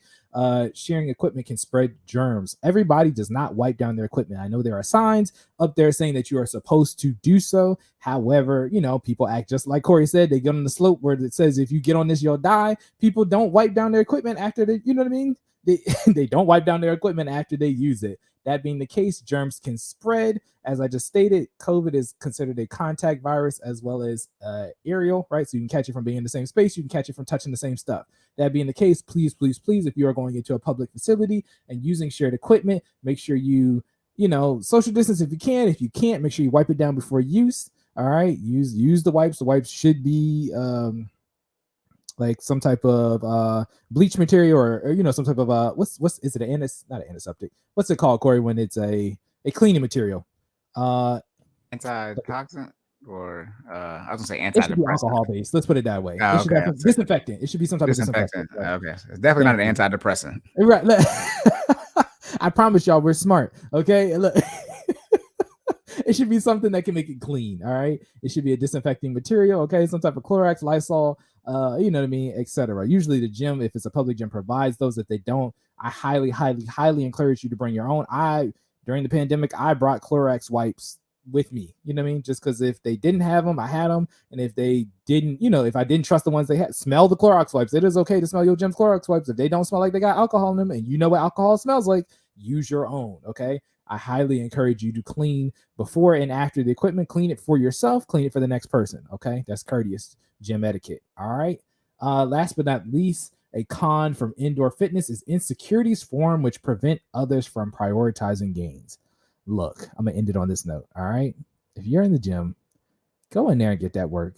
Okay. Stop letting others, what do they call it? Gym-timidate. Stop letting others gym-timidate you. Okay. If I'm in there getting my work, I'm in there to get my work. I'm not thinking about you. Okay. I'm not going to apologize for putting this work in for the length that I've been putting it in. If you see me, benching 225 or 315, it's because I've been putting in years worth of work to bench 225 to 315. That's not to gym-timidate you. That's for me to get my work, get my gains in and get out of here. You go in, focus on you. It's you versus you every time you walk through the door. Okay. If you keep that mindset, stay locked in on your goals and get in, get your work in and get out, I promise you, those insecurities will start to fade away. All right. Maybe we'll have a whole episode dedicated to that later. Play the rock. Shut up, bitch.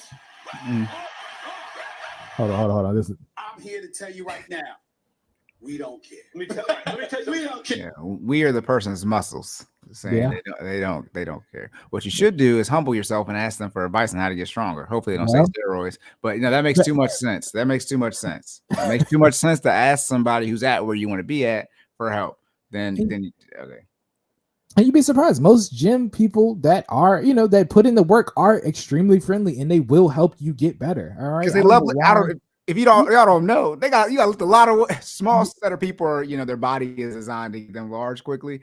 Man, if a big person goes to the gym a lot, so they know a lot. And they're actually, they actually take pride in what they do. Clearly, if they're at that size where, you're asking them for help, because you know the difference between somebody. I like to consider myself fit, right? But I am not huge. There are people who go live, eat, and breathe the gym. Now, mind you, I live, eat, and breathe fitness, but I am still human. You know what I mean? I got other things outside of fitness, you know what I mean, that I do take part in. For people who don't know, this is not necessarily my 9 to 5. This is my side hustle. That being said, I am a very dedicated fitness professional. However, there are people who literally live, eat, sleep, and dream this. Those are the people in the gym with, less than 5% body fat that got muscles the size of my head. They would, they have nothing but time to teach you about what it is that you want to, what you want to learn. And they like I said, they're usually pretty nice about it. I've only in my days in the gym, don't get me wrong, I've encountered some assholes, right? But they're very few and far in between. And most of them are just because they're on a time crunch. It's not because they don't necessarily want to teach you. It's just because you probably asked on the wrong day at the wrong time, right? That being the case, again, don't be gym intimidated. Don't get insecure about your body when you're in the gym, because you'd be surprised how many people are in there just trying to learn just like you are. All right. Nobody's a professional unless you see them on TV getting medals, you know what I mean, for powerlifting. Nobody's a professional at this. All right. Everybody's just out here doing what they think is best for their body type. Okay. Trainers are human too. While we are SMEs and supposedly certified in the area, we're still people. You know what I mean? We're going to tell you what's best, what we think is best based on the facts that we've learned. But ultimately, again, we're out there trying to get that work every day too. All right. Don't be gym intimidated. Get over your insecurities. Get the gains in.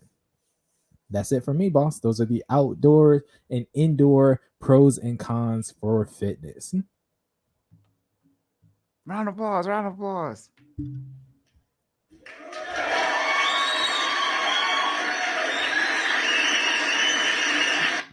Good stuff. I feel like I was talking really fast. Was that a lot? I've been listening. I was trying to put you on the big screen while it was giving you the round of applause. How do I single screen you? I can single screen you. Damn it. No, here we go. There we go. But but I would appreciate it. Shout out to our YouTube followers. But what's it called? What were you asking? No, I was saying I feel like I was talking fast. I was trying to make sure I got through it, but as someone who talks fast, I've been listening to the recent episodes. I'm like, dang, if you don't know me, I talk extreme. I don't talk fast, but I talk a lot faster than most people. So I talk fast. I don't be talking fast. Every now and then I actually end up talking fast, which I'm probably talking fast now about talking fast. Okay, so all right. Do you have anything else? No, sir. That wraps up the fitness section. Shall we get on to the finance section? Let's go.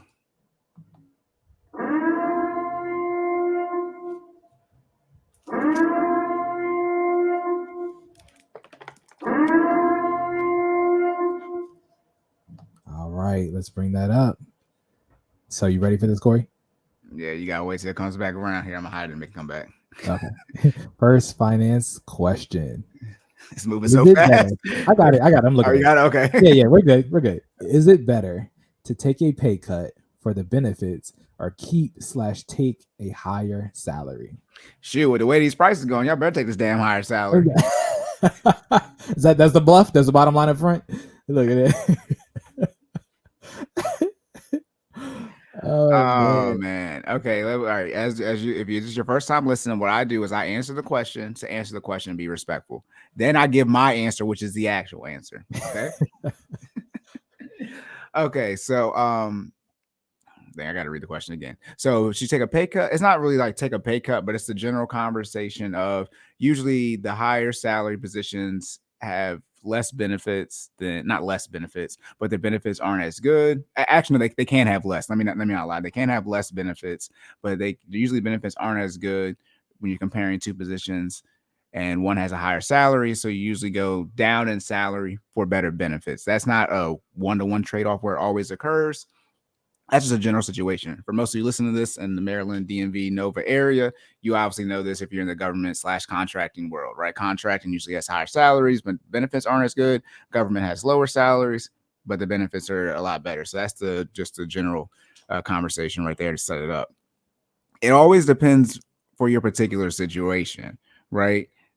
If you're healthy and don't have a family / children, then you might as well go for the higher salary. One of the things when it comes to benefits, and if you're also someone like me who don't be taking off, okay, if you're one of these people like to take off work, then you got to go somewhere to go that has annual leave and sick leave. You can't go somewhere with just PTO, right, which is paid time off, where you can there is no annual or sick leave. You just use it. You just use it when you use it, okay, versus annual leave, which always accrues, but usually has a cap, and it only a certain amount rolls over, versus sick leave, which is essentially infinite and it just keeps going and going. There's no cap on it in general. But if you're healthy and you don't have a family and you don't have any children, then you might as well take the higher salary, because in short, outside of the 401k match and any like an HSA, they might give you an HSA, or they put a certain dollar amount in your HSA. My job gives us $200 a year for our HSA. For those of us that have it, you really don't need any benefits. Like for me, I don't use my medical benefits. I pay for it, but I literally don't use them. So whether I was covered or not covered, I mean, I get a physical, but as far as like actually using my medical insurance, I literally don't use it. So because I'm in a situation where I'm healthy, right? Per my physical, from my doctor. So word from the doctor after my blood work, right? But I'm relatively healthy for my age, and I don't get hurt. Shout out to me. Stop playing recreational adult sports. That's one reason I stopped doing it, because people laugh. I'm not paying these damn copays. Not for look, I can get physical exercise without getting hurt. It's different when you have the aspirations of making money when you're in your teenage days, but when you're actually paying to play, nah, I'm good. I'm good. Okay. But if you're in a situation where your health is very good, and so the reason I said no family, no children, healthcare is significantly higher when you have to do the family option, significantly higher. Then obviously there's dental as well. So take care of your teeth, brush twice a day, floss. Listen to your dentist about what you should be doing, but you should be brushing and flossing and using some type of mouthwash consistently. And then obviously vision varies. If you need glasses, then obviously you're going to be kicking that out. Glasses or contacts. I was there. I got LASIK, so I don't use that anymore. But I've been at the table many a times. My mom was figuring out the insurance for getting me glasses and contacts. But outside of really vision, which you can't control, but so much, if you're healthy, you shouldn't really be needing to use your medical or vision insurance. And so you can take a higher salary position where the benefits might not be as good, where you have a higher copay, higher deductible, etc. The benefits might not be as beneficial, or benefits that are beneficial compared to a lower salary position that has higher benefits. So in short, what you should do is take the higher salary position, and since you have a higher income, you can leverage that money and save it to create a buffer for the lack of benefits that you might not be getting. So you might have a higher copay, right, at a higher salary position, but you do have this higher income, right, and you can use that, put some money to the side, shout out to the budget, right, and use that to your benefit. One of the pluses about I know we put pay cut on here because that's a general situation, but a job that has better benefits, right, is that you get the leave. If you do need the healthcare, right? So it's other sides. The people who do need it. So let's say you do have a family, or if you're in Jordan's situation, Jordan does have a family, but you have a chronic condition. So you need the medical insurance, right? You actually need it. Unlike my situation where I'm not dealing with anything, then you have to take the coverage. Like the salary, obviously you need to make a living wage, right? But then we get to the budget again, necessities, debt payments, investments, lifestyle. But I mean, you have to take the medical coverage that you need. So it might be the higher premium, right? Lower deductible, but higher premium. You might not get the access to the HSA and or FSA, depending on what your job offers. But you do have to think about that if you do have a family or any type of chronic issue. You gotta take the coverage that you need. Okay, right. So those are one of the things to think about as far as just naturally benefits versus higher salary. It really depends on your position. Okay, now the actual answer.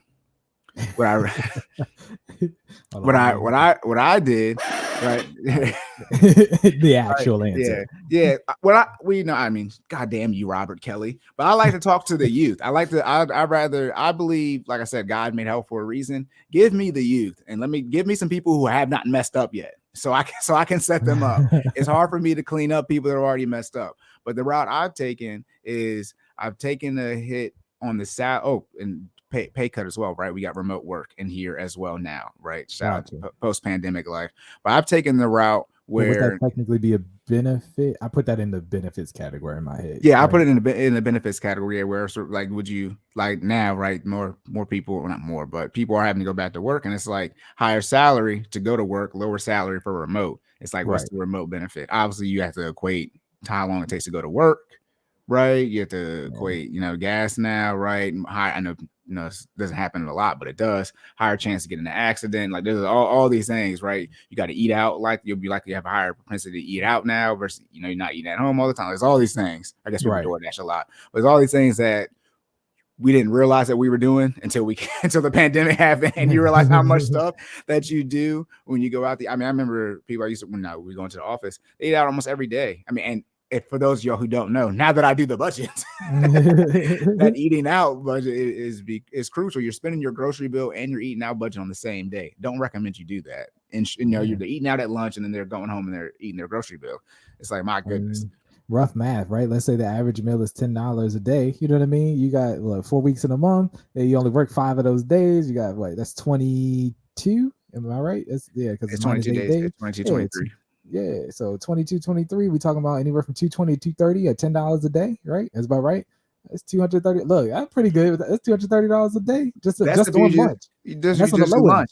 People doing coffee. They're going to Starbucks. That's on the way there. Look at that. So it's really probably close to $30. It's you got taxes and stuff costs more. But let me say, it was $10. It was. Lunch that was easy math. That was the only reason. I'd be going to Chick-fil-A now, and I'd be like, damn. Yeah. Growing up, right? Growing up, it's like it was not this much. It wasn't. It was not. It's like breakfast is $10 now. Breakfast is always cheaper. $20. I'm like, goddamn.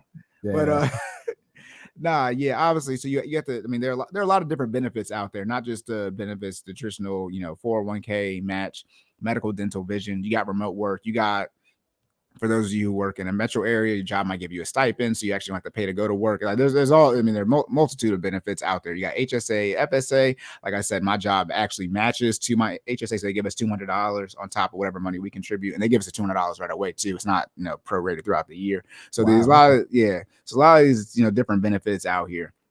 Right. But now we're talking about the actual answer. So what would I tell, a high schooler / college student, right? I would tell them to take the benefits route and then work your way up to the salary, because what you can do, which is the route I've taken, is that I force myself. Now I know you got to be, strict. You got to exercise your rights when it comes to the budget, right? But I put myself in the position where I already have the remote work and I got the benefits as well. Benefits all right there. I guess it's luck, right? What the jobs offer. Right. But now I'm just in a position where all I need now is more money. So I don't need more money because my salary is at a comfortable place. But since I'm at such a good place from a benefits standpoint, every extra dollar that gets added on from a salary standpoint is a significant plus. I've already checked one thing off. So that's what I would generally recommend, because what happens is you usually need the benefits when it comes to having the family. And if you have to take the pay cut from a salary standpoint, I'd rather you slowly increase your income than take a pay cut. It's sort of the same way I look at the budget, where I say I want to get you to the point where I get you at a stable foundation, aggressively paying off the debt and emergency fund, a nice cash flow position to where you start investing, you don't have to stop. I don't want to put you in a position to where you may have to stop investing. So I look at the same way from a salary situation. I'd rather you do slow salary increases than have to do salary cuts, because when you have to have the family, you're going to want it. That's going to be the dire situation. You're trying to manage that out.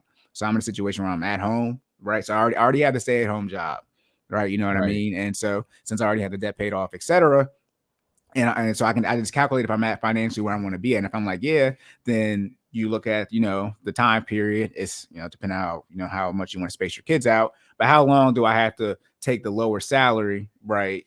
Right. Versus, to be able to be at home. And then now we're talking about benefits. It's not just really benefits, it's the entire pay package, which is your salary and your benefits. So I recommend you look at that from the jump, which is what I usually do. I look at everything that they're offering versus just the salary, because you can't one thing money can't buy is time. Okay. And so now with this now with this remote life, and you're talking to somebody who did an hour commute both ways until I was doing remote work.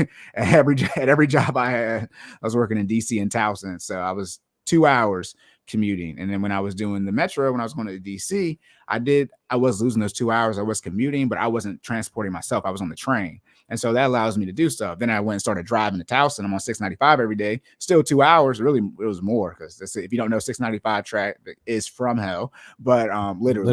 That's where Satan lives. But they talk about the 5 in California, the highest rate of accidents are Baltimore and DC. I don't know why we get so much disrespect. Then they look at the numbers and it's us. Regardless, we're at the top. Income, everything. Regardless, though, not everything. We're STDs too. Regardless, though, Jesus. Oh my goodness. Oh, no. But when I was driving to work, obviously I was able to do less, right? Because you can listen to podcasts and things like that. You also got to focus and drive. I can't take a nap. I can take a nap on the train. There's all these different benefits, right, that you get depending on your commute and things like that the job offer. So I would definitely tell people to look at the entire package first. Obviously, when you're starting, again, when you're starting out, you likely don't have a child. So I can understand why you want to take that big salary hit. However, most people know if they want to have kids or not. This is why I don't give people any grace on that. There's no like, oh no, do I want to be a parent today? Relatively young, whether or not you want to have kids. Maybe not how many, because you might figure out, damn, kids cost a lot. So you might lower how many kids you want to have, like me. I went from 4 to 2 real quick. I was like, oh no, who's sending that? Who's paying for them? Bump school. But the numbers will have you doing some subtraction real quick. Yeah. Subtracting kids out. Just not making them show up. But I think, like I said, I think taking the salary hit is just a lot harder. It's just respectfully, a lot of people's ego is attached to their salary. And not only that, even it's not the ego, their lifestyle, their budget, right, is attached to their salary. And so who's more well-versed in this? I don't recommend you decrease your income. However, if you do it and it's at the benefit, right, of benefits, right, then we're looking at the full package, right? And you're not just looking at how much stuff costs, right? You're looking at it just from a time standpoint, which is where you want to get to. You're looking at how much time are you getting with this, which is, in short, just look at the remote work, for instance. So now, if you're for remote work, as soon as you're off at 5, you are home as well. Yeah. You also get to poop in your own bathroom. Okay. Hey, a benefit that is often taken for granted. If you know what I'm talking about. If you go to the office, random interjection. Why do all offices have that sandpaper ass toilet paper? What is that about? It's cheaper. That should be illegal. It should be illegal. It's crazy. Okay. Anyways, I'm not gonna go on a whole rant, but like, that's why mad uncomfortable. It's mad uncomfortable. I guess is it to deter you to go to the bathroom at work? Because I don't understand. No, it's just cheaper. It's cheaper. But it hurts. Like first thing I recommend is a grocery bill. But I've never said this before. I would include groceries and toiletries at the same thing. But I don't know if I've ever said that. That's my bad. Being 60 damn near episodes in. Cory has never mentioned when they get toothpaste. Okay, but I'm saying that for toilet paper. Top tier. That's one of the last things getting cut. I've already discussed this with people. I need the top grade. I need extremely soft, extra Charmin soft. This is not a game. Okay, so that makes sense for the home, but like if you got to go to work, that's what I'm saying. Okay. I'm not taking you to work. Yeah. But when I was at Bowie, my mom bought me some. When I was at school on campus, I had some. Yeah. No, yeah. Toilet paper is top tier for me. It's not a game. Yeah. It's not a game. By the way, so for those of you who got that cheap ass toilet paper at your house and you be invited, some people want to know. Wild. Jordan knows how bougie I am as he's talking about the thermostat. Some of y'all stuff isn't up to my standard. And I'm not saying I got the most money, but I'm one of these people. If I could spend $1,000, I'd rather have one thing that costs $1,000 than 10 things that cost $100.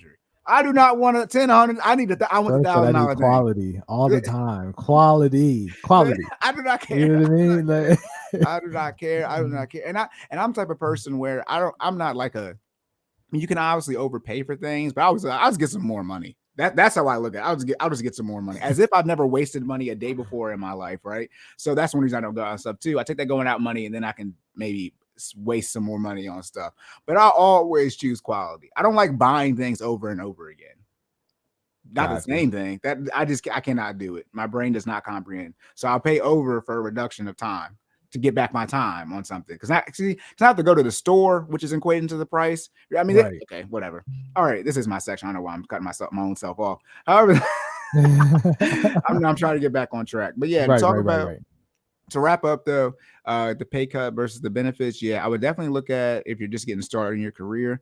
Yes, I can understand the salary. And oh yeah, Cory, what about the student loan debt you always talk about? Damn, look, okay, this is why I shout out to my high schoolers. Y'all ain't got no debt yet. See, this is this is why I want to work with the high schoolers, because the college people probably already got student loan debt.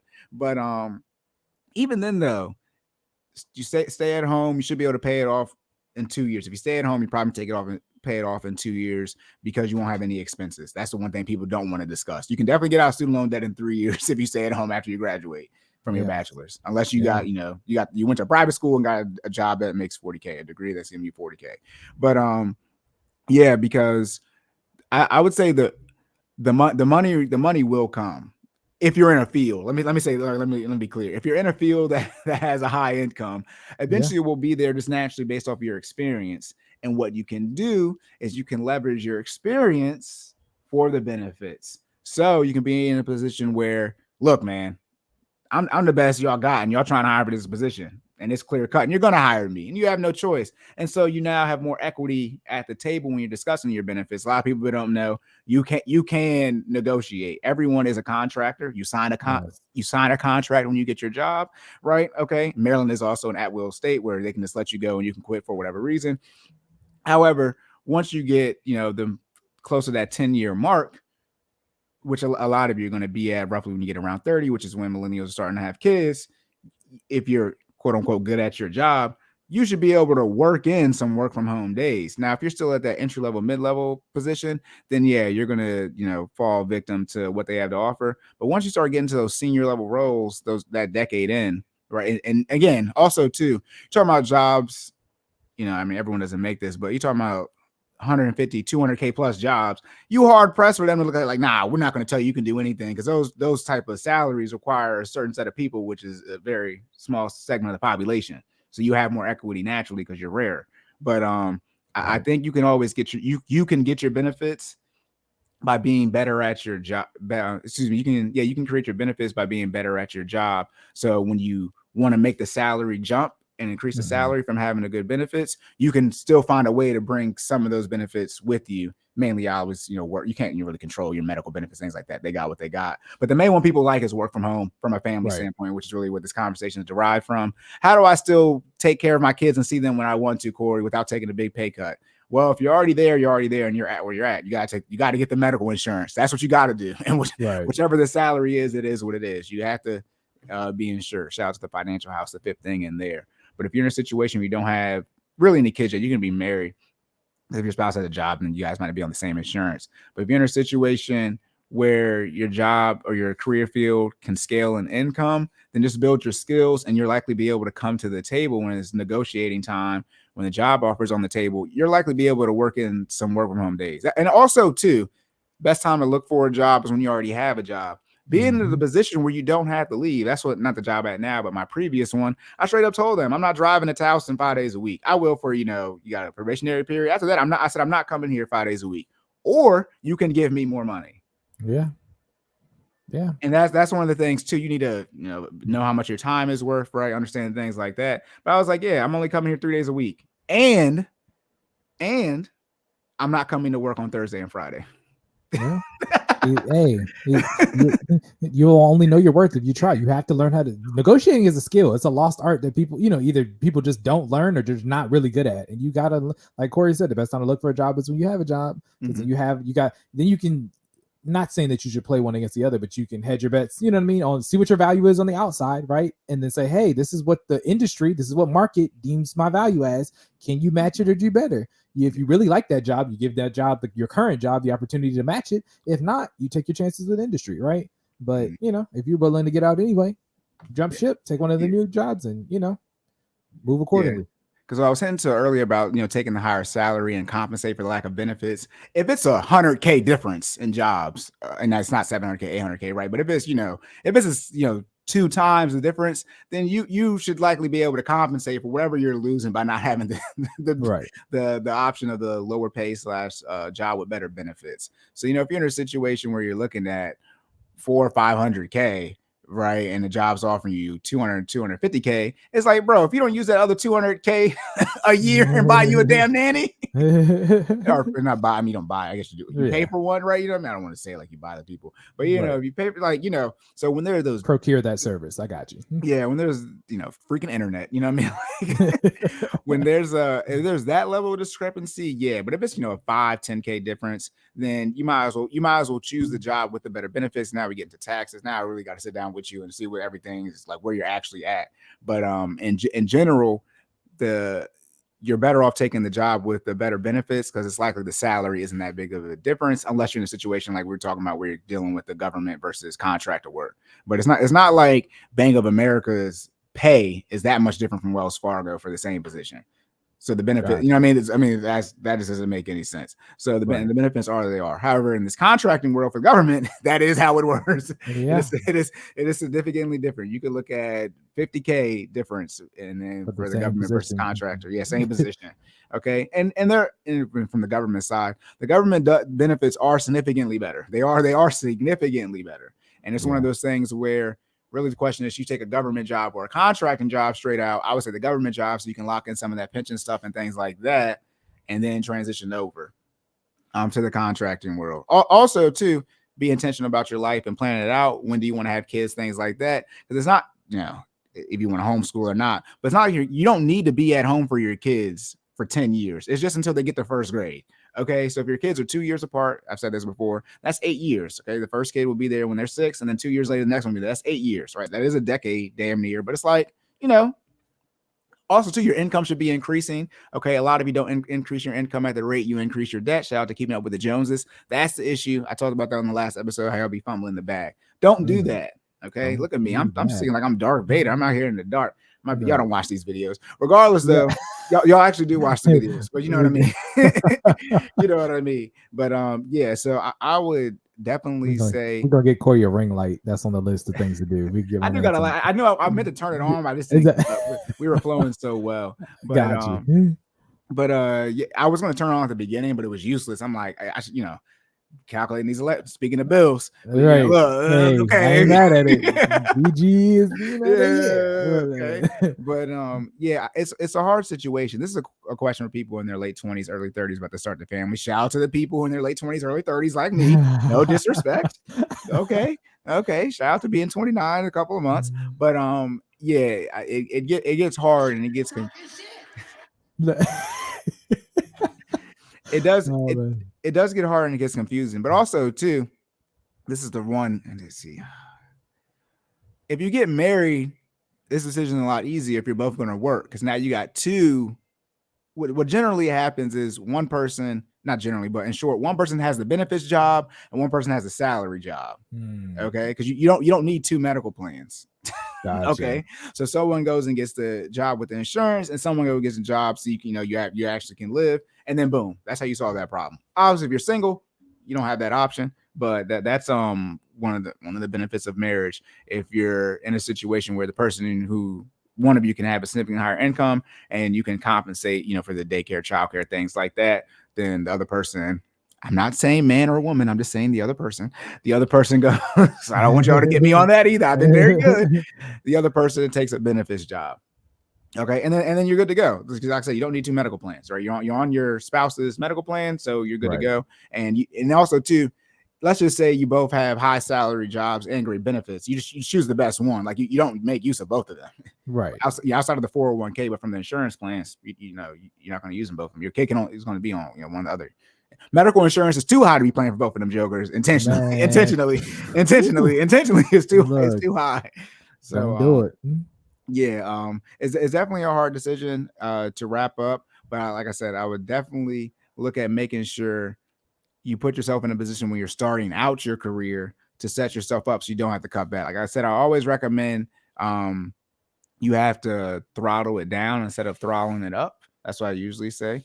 Because cars, a Lamborghini can go 120, but Prius can't. If a Prius is going 120, it's about to blow up. But they both can go 60. So you want to put yourself in a position where I look at the benefits as far as throttling down your benefits, because naturally your salary does increase. Benefits don't increase; they just are what they are, right? Your salary does increase in general as you get older in age. You make more money as you get older. Okay. And also to your benefits, it sort of changes on what you need too, right? When you don't have a family, as I mentioned earlier, versus when you do, et cetera, et cetera. Your health situation might change, as I mentioned as well. So then you might have to change, right? And then also one of the bad things with benefits as well is outside of a life qualifying event, you can only make an update every year. When the plan, whatever the plan year is for. So you might as well choose the best one, because if you're not going to be able to change it unless you get another job, which they might not start right away, right? You got to deal with Cobra, et cetera. So yeah. No, I will say that it's probably one of the most difficult parts of the whole process is determining what your priorities are and realizing that your priorities have changed from when you first started your career, right? I mean, us again going into Cory and I. Well, I'm 29, Cory's 28, but he will be 29 soon. I'm the first one out of the friend group to turn 29. Shout out to Squad, they know who they are. But I'm the old head, so being at least anywhere from 6 to 8 years into our career at this point, it varies across the board. 6 to 8 years into our careers, what I wanted at 21, 22 has significantly changed now. At 29, being married and about to have my son, my first kid, right? Young Jordan was, running, go get it. Who can pay me the most? You know what I mean? I was a contractor's contractor. I was for sale. Who can pay me? Run the bag, you know what I mean? And now it's not, mind you, I still care about the dollars, but the dollars are not my only concern anymore, right? It is, okay, what's your time off package looking like? Okay, because I got, it's not just me. What's your medical package looking like? As Cory stated, I do have a chronic condition, dealing with that. You got to be able to pay for specialists, and specialists cost money. All right. So, medical package, PTO is cool, but having that annual 6 separated is better. I'm just saying, you know what I mean? So these are all things you got to take in consideration as you get older, and there are problems that I didn't have, not, I won't say problems. There are priorities that I didn't have before that I now have to take in consideration in every decision I make and every job I hop through. Okay. So things that I would say if you don't do that annually, you probably should just reassess your priorities and make sure, okay, am I still chasing the same thing I was chasing last year? You're probably the big major ones. I mean, clearly you'll know. I mean, marriage doesn't sneak up on anybody. You don't just wake up and married. You don't. I mean, I guess you can technically wake up being a father and not know that you were a father before, but that does happen. It does. I'm not gonna say it doesn't. I was gonna say it doesn't, but it does. All right. So, shout out to what Cory's saying. Just stop having unprotected sex with people. Make your kids for the kids' standpoint. Just stop having the sex. There you go. Make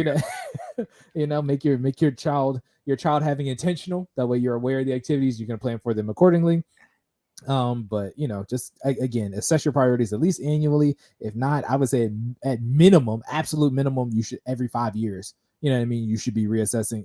Do I still want the same things that I want when I got this job originally? If you haven't changed since then, because I will say I've made several career hops at this point. Not nothing dramatic, but I think within the 2 to 3 year range, I think that's about average actually for millennials, especially in our field of IT.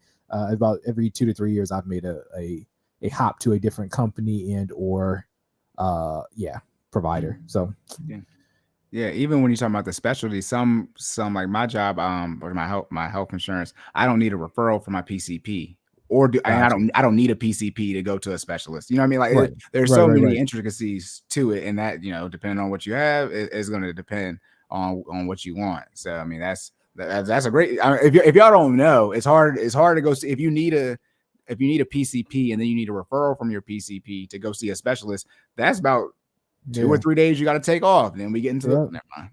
We talking about leave. We talking about now we gotta leave. appointments. Talking about co-pays. You got to pay for the PCP appointment. You got to pay for the specialist appointment. Hey, that's trust me. From somebody who sees a specialist frequently, that is a hassle. So if you don't look at that in your medical plan, I highly recommend it. Pulling up on this, I'm be honest with you, I don't have a PCP and I have a specialist because I have the insurance that allows you to just go straight to a specialist.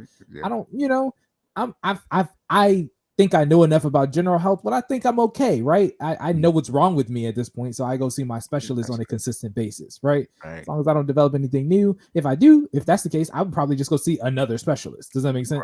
For whatever the new arising issue is. PCPs are cool, but as far as like a general health check, I mean, I'm gonna just keep running and working out and eating healthy. And as long as I stay, stay out the obese range on the BMI, I think I'll be, I think I'll be okay. Right? No, and also too, like I have an HSA, you have FSA, so we can pay for that stuff with pre-tax. I mean, it all comes into play. Like I said, my job gives me $200 from HSA, so the first $200. I don't spend. My job technically pays for it. And that's if I spend it. Then I mean, there's so many things. And something like an HSA where you can invest inside of it. Like if you're looking at 2 job offers, first job out of college, and one is HSA and one isn't, there has to be a significant disparity in income. Because you get an HSA. If you don't know, if there's ever a question, what's the best investment vehicle? It's the HSA. Triple tax protection. You don't pay taxes on it. You can use the money in there and not pay taxes on it as long as it's qualifying. And then you can invest inside of it, not pay taxes on it. It's the only thing I think with that many tax protections. Like it's crazy. So and by the way, you get to keep the HSA with you. It's actually yours versus an FSA where the money goes out. All the money's gone. You only get to keep it for a year. And if you leave that job, you lose it. The HSA, you get to keep it with you forever. Yeah. I mean, and these are the things. That's why I say you gotta look at the whole package, not just the income. But like I said, if there's you get into relative to how much it is. We talking about looking at 75 versus 40. It's like, okay, take the 75K. Please take the 75K.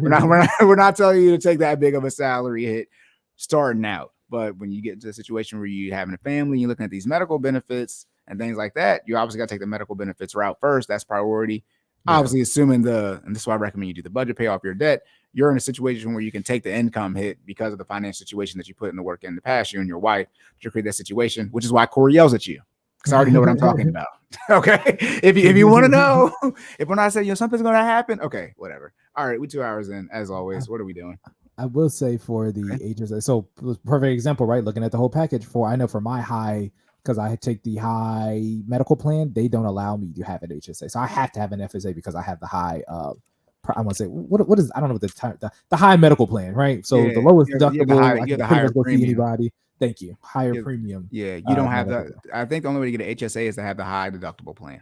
Like that's what it like. I think it's his phrase. But yeah, so the high deductible, that's the low medical plan for people who don't, the one that costs less, right? Yeah, generally the higher the deductible. Deductible means how much money you got to pay before your insurance kicks in. In short, insurance is very confusing, but in short, that means how much money you got to pay before your insurance kicks out any money. The higher the deductible, the lower the premium is. Because in short, like I said, I don't go to the doctor as much, so I don't pay for that. On top of that, and then like I said, if the job has it, you get an HSA. So I put in money into my HSA, which is pre-tax, and then when I did have my physical, I use that money. So technically I use my job's money because it wasn't $200, right? The first $200, like I said, is my job's money by definition. There's a lot of stuff. It's a lot. Yeah, but I mean, so I mean, take it from somebody who's on the other end of the spectrum. I got a doctor frequently. To me, the value is in the medical plan, right? I had to, but I didn't want to have anything. So because you can't technically have nothing, you don't have to have a HSA or FSA. You can just do nothing. But that's that's the L you taking on your part. So FSA is better than nothing, but it's not better than an HSA. You see what I'm saying? So again, you got to weigh it all out. But as Cory said, the medical takes priority, and I go to the doctor a lot. So that's what I got to do. So again, unique to your situation. I guess, and we, got to weigh the variables and figure it out, right? Look at the whole package. And all the plans are different too. It's not like the plans get better. You look at a deal on a website, like you got the premium option, the basic, whatever, and you add on top of them. No, the plans have different stuff in them. Like they don't have they don't have the same benefits. The numbers change. Like, what you can get with changes too. Yeah, it's not that you go from basic to normal to premium, and you get more. The premium has everything basic and normal has. No, premium is missing some of the basic stuff. It is. It really is. And that usually that's how it works. Is a higher premium. Essentially, you have a lower copay. I think in short, I mean, this is insurance stuff confusing. But in short, you have a lower copay because you're going to the doctor more frequently right? But however, you're paying more premium. So it's like it's so much intertwined. Healthcare, if you don't know, it's it's a lot of money in healthcare. Okay, so it can't get confusing. But yeah, definitely you have to sit down. It's one of those things where you actually have to sit down and compare your options. That's why you need to be thorough and have your priorities in place. Do yearly goals, smart goals, right? Specific, measurable, achievable, relevant, time-based. All this stuff we've already discussed before, as we've already said before. So I'm talking fast. This is why you need to have that in place. So you have a system in place when you're dealing with it. You can just put it into your little formula of how you want to assess things, and then you have a set of priorities, and whichever one checks off the most, and you go with that one. All right. And as I said before, if you don't like the plan, you don't like the results from your plan, make a better plan. That's it. All right. That's it though. Bang! Recap fitness section. Jordan.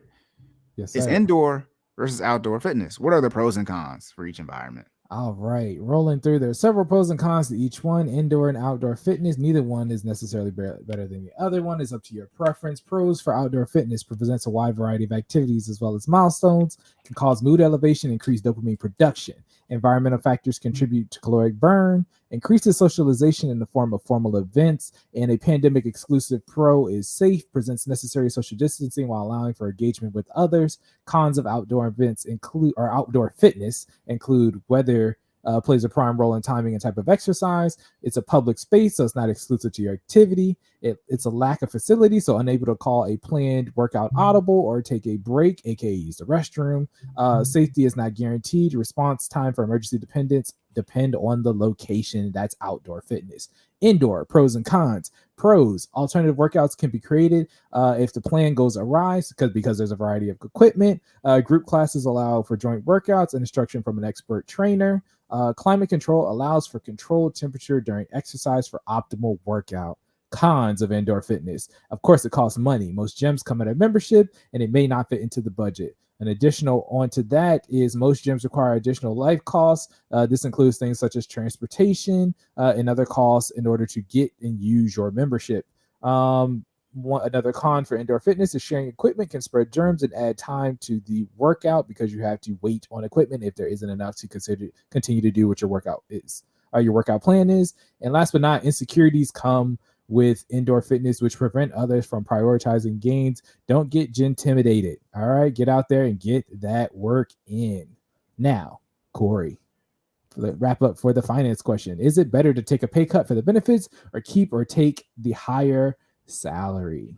I'm in dark mode. I should make my voice deeper. Like, no, that's gonna sound funny. Anyways, you should definitely take the higher salary with this inflation. As I opened up with it, no, you have to truly sit down and assess, the essentially, two job offers, right? One with higher salary, one with lower salary, better benefits, and see which one is best for your current situation. In short, if you're in a situation where you don't have a family, you're single, and you're healthy, you might as well go ahead and take the higher salary because you don't, even though you have the benefits outside of a 401k, you don't need your insurance. You don't go to the doctor. You make sure you brush your teeth, right? And vision is what it is, but contacts and glasses don't cost that much if you're talking about taking this higher salary. Okay. However, if you're in a situation where you have a family and or a child, you have to get the medical insurance. You have to get the medical, dental, and vision as your children get older. You have to take that. Mm-hmm. There's this thing over here called a budget, and recommend aggressively paying off debt and building an emergency fund, which can create that buffer and allow you to take the salary hit for your children in their younger years. And not really the younger years, really the whole time. Because once your kids start playing sports, right? Once they get to middle school, high school, they need physicals, things like that. Your kid gets hurt. Mm-hmm. I know we don't, we didn't pay. You don't remember, but your parents was paying. Your parents was paying for this. You never thought about it, right? We shout out to our TRICARE, right? A little bit different, but we didn't have to pay for physicals. But our parents did pay for the physicals. Okay, they were enlisted one in the way military. or another, right? Yeah, okay, let's be very clear. They did their 20 plus, but yeah. So I mean, even really, you gotta. I don't know if Obamacare is still enacted, but it's 26. I'm just saying. Depending on how long you're gonna take care of your kids. Now we get into you raising your kids and making sure they go out and become productive citizens as adults. But yeah, if you want to have a family and or kids, it's not a secret. Medical insurance is high as hell here. I recommend you here being America. I recommend you put yourself in a position to pay for it. It's that simple.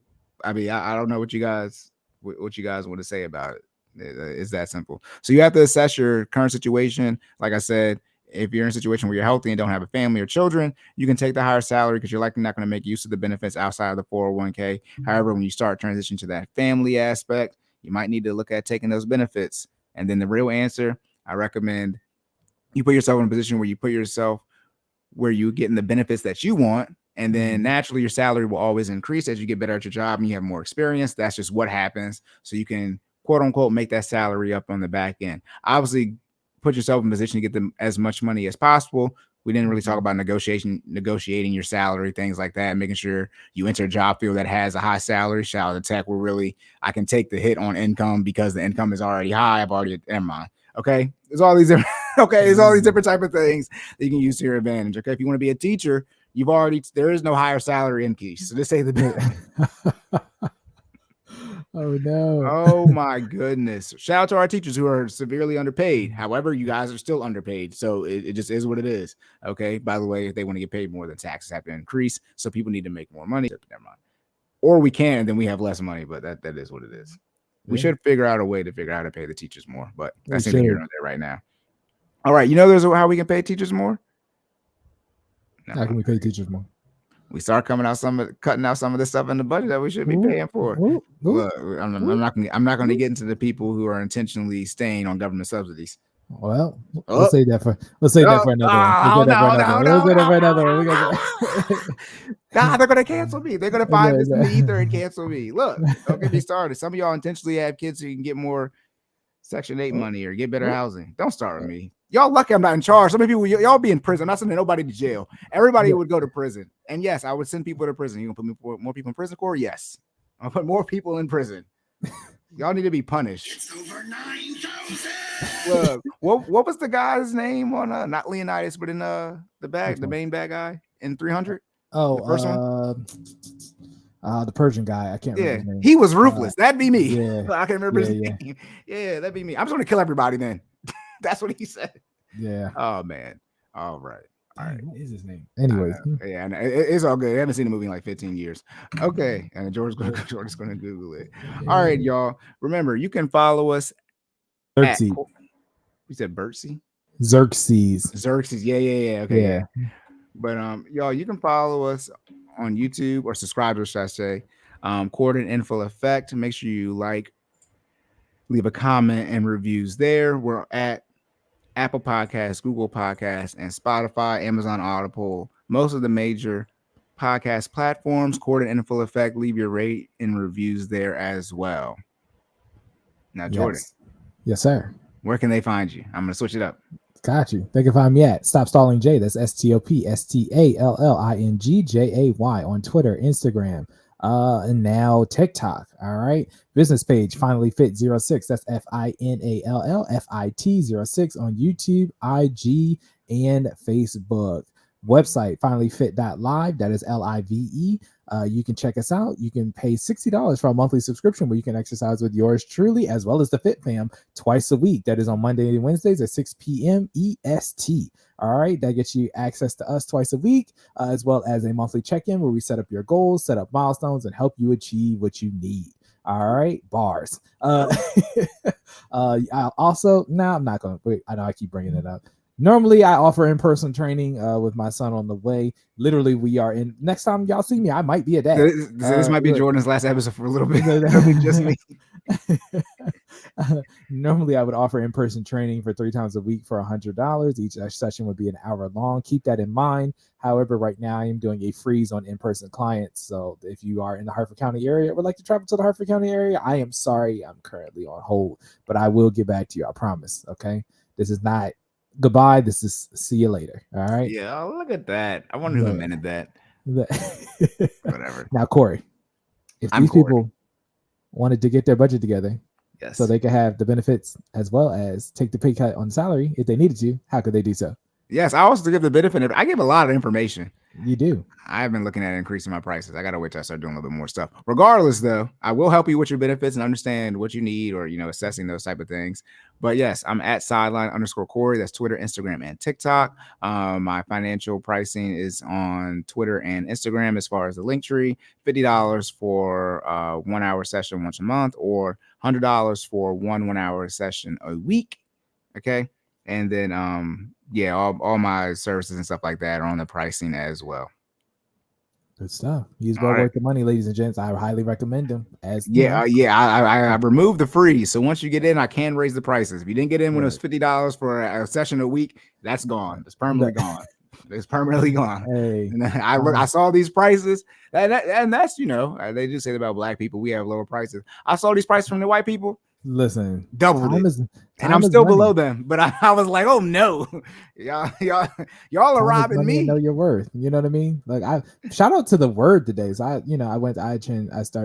recently started attending a friend of mine's church, and the word today was knowing your worth. Who are you? Telling people who you are, right? And knowing the value of your time. You do not respond to anything other than your name. We worked hard to get the credentials that we have. Okay, you have a degree. You have an experience in finances as well as financial advisory. I know you're not technically a financial advisor, however, you have the experience and the success record of someone who is. So therefore, teaching people how to treat you, your time is worth it. All right, your value is worth it. All right. I do have the banking experience. I have to find a better way to leverage that, but I do have. That's not enough. And also, too, dang it, we're already 2 hours over. Who cares? Anyways, so people we talk about that's anecdotal, your experience, things like that. Well, someone like me who I read too much and actually find the truth of things like y'all don't do. Whenever you read these surveys and the actual whenever 70-80% of people are living paycheck to paycheck, they only interview 2,000 people. It's like Family Feud. We asked 100 people for you to try to win $20,000 5 times in a row. And if you see that Family Guy episode where Peter was, he said something, he was the only person in the survey. He was like, I was in the survey. But it's like they don't interview tens of thousands of people in this stuff where we even talk about, obviously we do the CDC thing like that. But usually they only interview a couple thousand people in this stuff. And we use them to talk about, the whole average, all that type of stuff. So from my perspective, when we talk about banking teller experience, if they would have interviewed, the best tellers in the country for a time period, where did I go? The best. My video went away, but my audio stayed. Okay, that's all important. All right, if they would have interviewed the top tellers in the country from each state, I would have been in the survey. I don't know. So it wouldn't have been anecdotal when you talk about, people who do a doctorate, right? Like a doctor, right? Who has one doctor, they have a team of people, right? But they release some type of study. They can speak on it because that's the study that everybody's going off of. So when we're talking about teller experience, processing transaction, banking stuff, more low level, not the higher stuff. Now there are people way, way above me, but it's like, bro, largest credit union in the state of Maryland, one of the largest, top. And numbers always change. Definitely top 100 as far as worth in the whole country. It's not a game. I mean, as far as me, I don't know what y'all did. Okay, I don't know what experience y'all did, but I was extremely good at it. I don't know if I was the best. I didn't work with everybody who ever worked there, but the current president was trained on the teller system. Got deprecated. Technology moves on, but I trained him on the whole system. Right. I don't know what y'all want me to say. I'm sorry. I mean, I do be talking out my ass, but you know what I mean? It's like, it is, Tower Federal was is the largest credit union in the state of Maryland. That's by assets, by the way. So they have the most assets.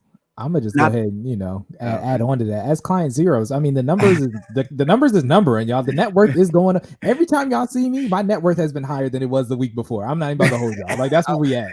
No, that's not true during this last 6 months. It's definitely because the stock market's been going. Okay, all right. I wish I was there. Yeah. I got what you're saying. Subject to the bear market, but you know what I mean. Yeah. As far as debt going down, cash value I ain't what you call asset rich, cash poor right now. But we living our best lives. Okay, we check stuff off over here because stuff will get added to the list. Hence, lifestyle change, right? I'm going from 2 to 3 people that in less than a week.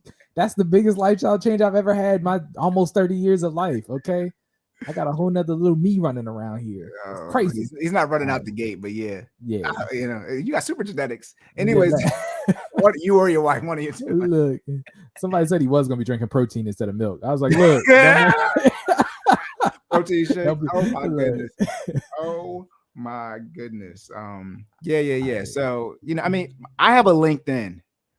Okay, I know like shout out to the scammers and drug dealers out there. I don't know if you've seen that. If they ask women, would you want a 9 to 5, a scammer, or a drug dealer, they rank them. You just go and look at my LinkedIn. I'm Cory Covington, okay, with no E, okay, and you can look at the people who I am connected to. I mean, this is not fake. I know some people people be fake out here. I don't be hiding this stuff. The only thing we haven't truly disclosed is income, because that's just we want to be safe with that because type of jobs we have. But other than that, you can scroll back on my Instagram or my TikTok. The debt payoff journey, all that stuff is there. So if I don't know it, I can tap into my connections if need be. Definitely on the banking side. I'm well covered on there. So yeah. Good stuff. Yes, pay me some more money. So when the prices go up, I don't hear nothing. Because some of these prices other people are charging is 8, 9, 10 times what I'm charging. I'm dead ass. I started seeing the numbers, for some of these training services. It's like, look, my time is worth what it's worth. I'm very much becoming. I said what I said when I said it, and if you don't like it, it's cool. You know what I mean? I'm gonna go spend some time with my son. I see. You know what I mean? You keep doing what you're doing. I see you later. Yeah, we're at the position now where we don't need the side hustle money, so we're just gonna see if y'all gonna pay it to us or not. No disrespect, you still get the quality, but it's just like, it's not. I tell my clients all the time, not disrespectful. We're like, I don't need the money, so I prefer you pay me on time.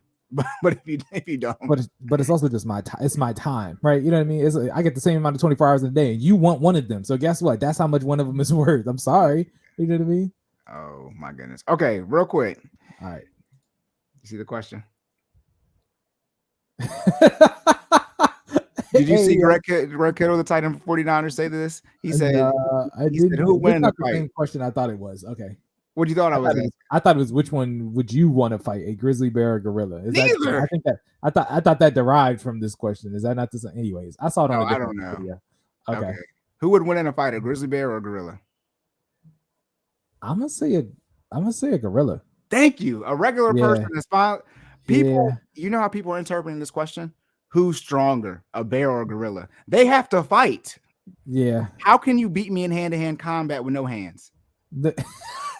Okay, so in their defense, grizzly bears are nice size. They got claws, all right. However, gorillas got thumbs, and they do have the grip strength. So I don't know if you saw the video where the gorilla literally ripped the lady's face off, like when she was in. Anyways, it escaped over the cage in the zoo, and it literally I'm talking about like full on, like the shit you see in a cartoon where they pull the face off and like the skeleton be underneath. She survived, but she has no face now, like no nose, no lips.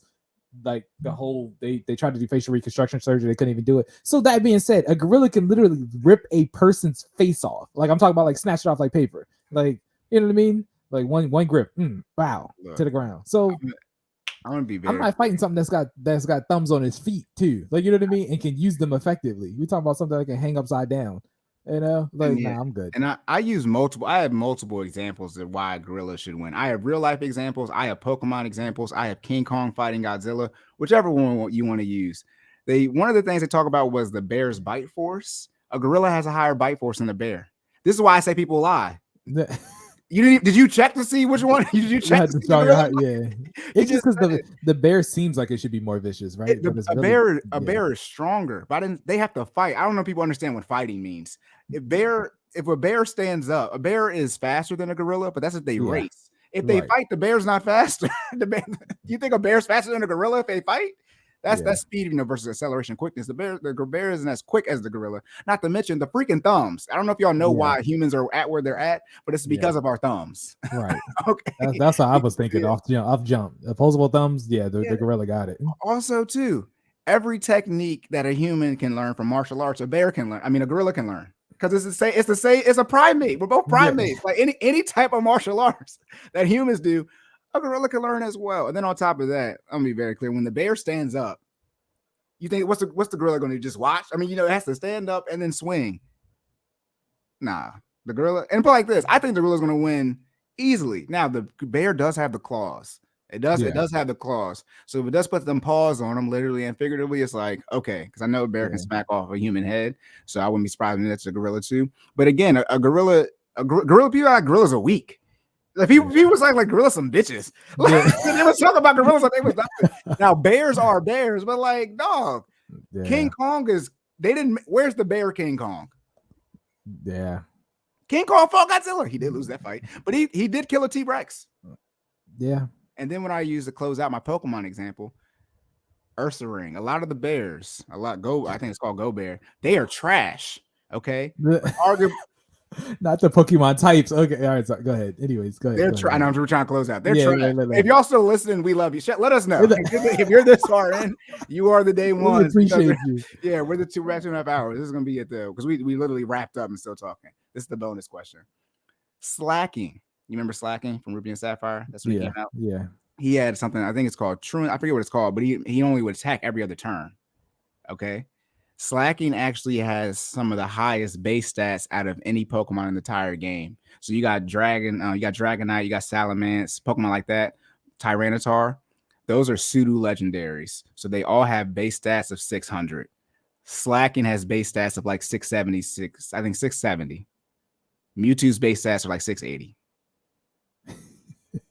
This is not a game. This is not but it is. If y'all don't know, it is. Slacking is an ape, by the way. He's a sloth, technically. He's a gorilla. You know, he's a monkey in the game. So that's why I'm using that example. Yeah. Shout out to even in Pokemon, they got the gorillas. I never played Ruby or Sapphire, but shout out to Pokemon Go because he was in there.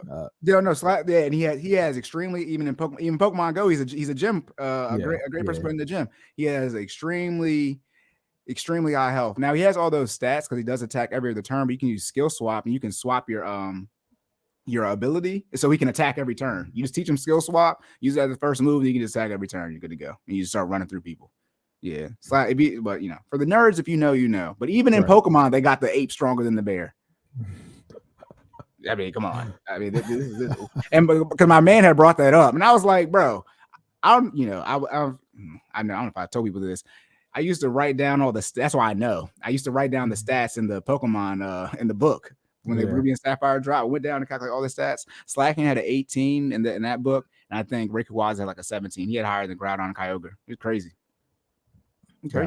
Yeah, he's a dog. Well, he's an ape, but yeah. I'm glad, Play this. I'm glad you agree with me. Conversation over. No, we good. I mean, you just start thinking about it. It's like one of them got thumbs and one of them don't. Like, you know what I mean? And it's like you said, unless the only thing, I mean, unless the grizzly bear really gets a solid preemptive strike, you know what I mean? Like we're talking about like off jump, catches the gorilla off guard, you know, claw to the face type of thing. And then, you know, it's the gorilla probably about to give him that hands. You know what I'm saying? Literally. And it's one of those things too. It's like, dang, we can't make this happen, right? Because no animal food on here. But it's one of those things. Like, I don't know if y'all know that, like, you know, you believe what you want to believe. Like humans, primates, mammals, right? Apes, we're all the same. You know, humans are freaking vicious. We can fight now. A lot of animals are stronger than us, but there's shout to Tarzan. We can get down. Yeah. You know why? Because of our thumbs, our hands.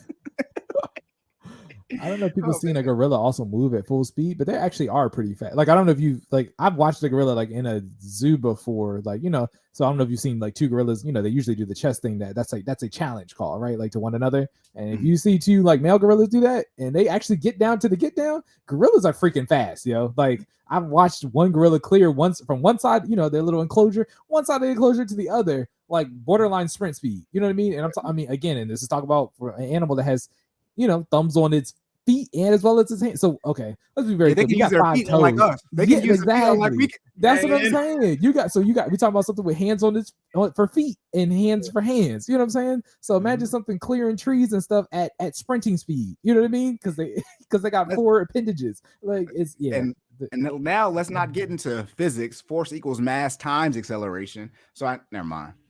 So I said, never mind. Isn't the statement that the bigger they are, the harder they fall? Don't y'all always say just because the dude is smaller don't mean he's not gonna knock the big guy out? Then you come over here to this grizzly bear and gorilla fight and just throw all that into conversation. Oh my goodness! All right, shout out to all of y'all who listen to this. 2.5 hours. We'll do our best not to do this again. For those of y'all no problem. Yeah.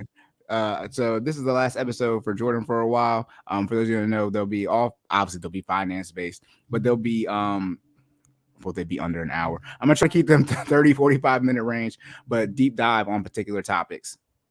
That's what they will be in the meantime. Okay. So make sure y'all stay tuned for that. I will be checked in. Yeah. All right. Mr. Cory drops this stuff, right? Please. Make sure I do that. And I will try to get back to y'all as soon as possible. Again, I gotta do the family first, right? But I will be back. All right. Hey, look, at Quartered in full effect, we have great paternity leave. Take all the time. I like the benefit package here. I think I'm gonna stay around for a while. You know what I mean? Oh my goodness. All right, bro. Do you have anything else? No, sir. I think we're good to go. All right, y'all. So remember to save more, say less, and keep making better your best. and we will catch y'all in the Next one.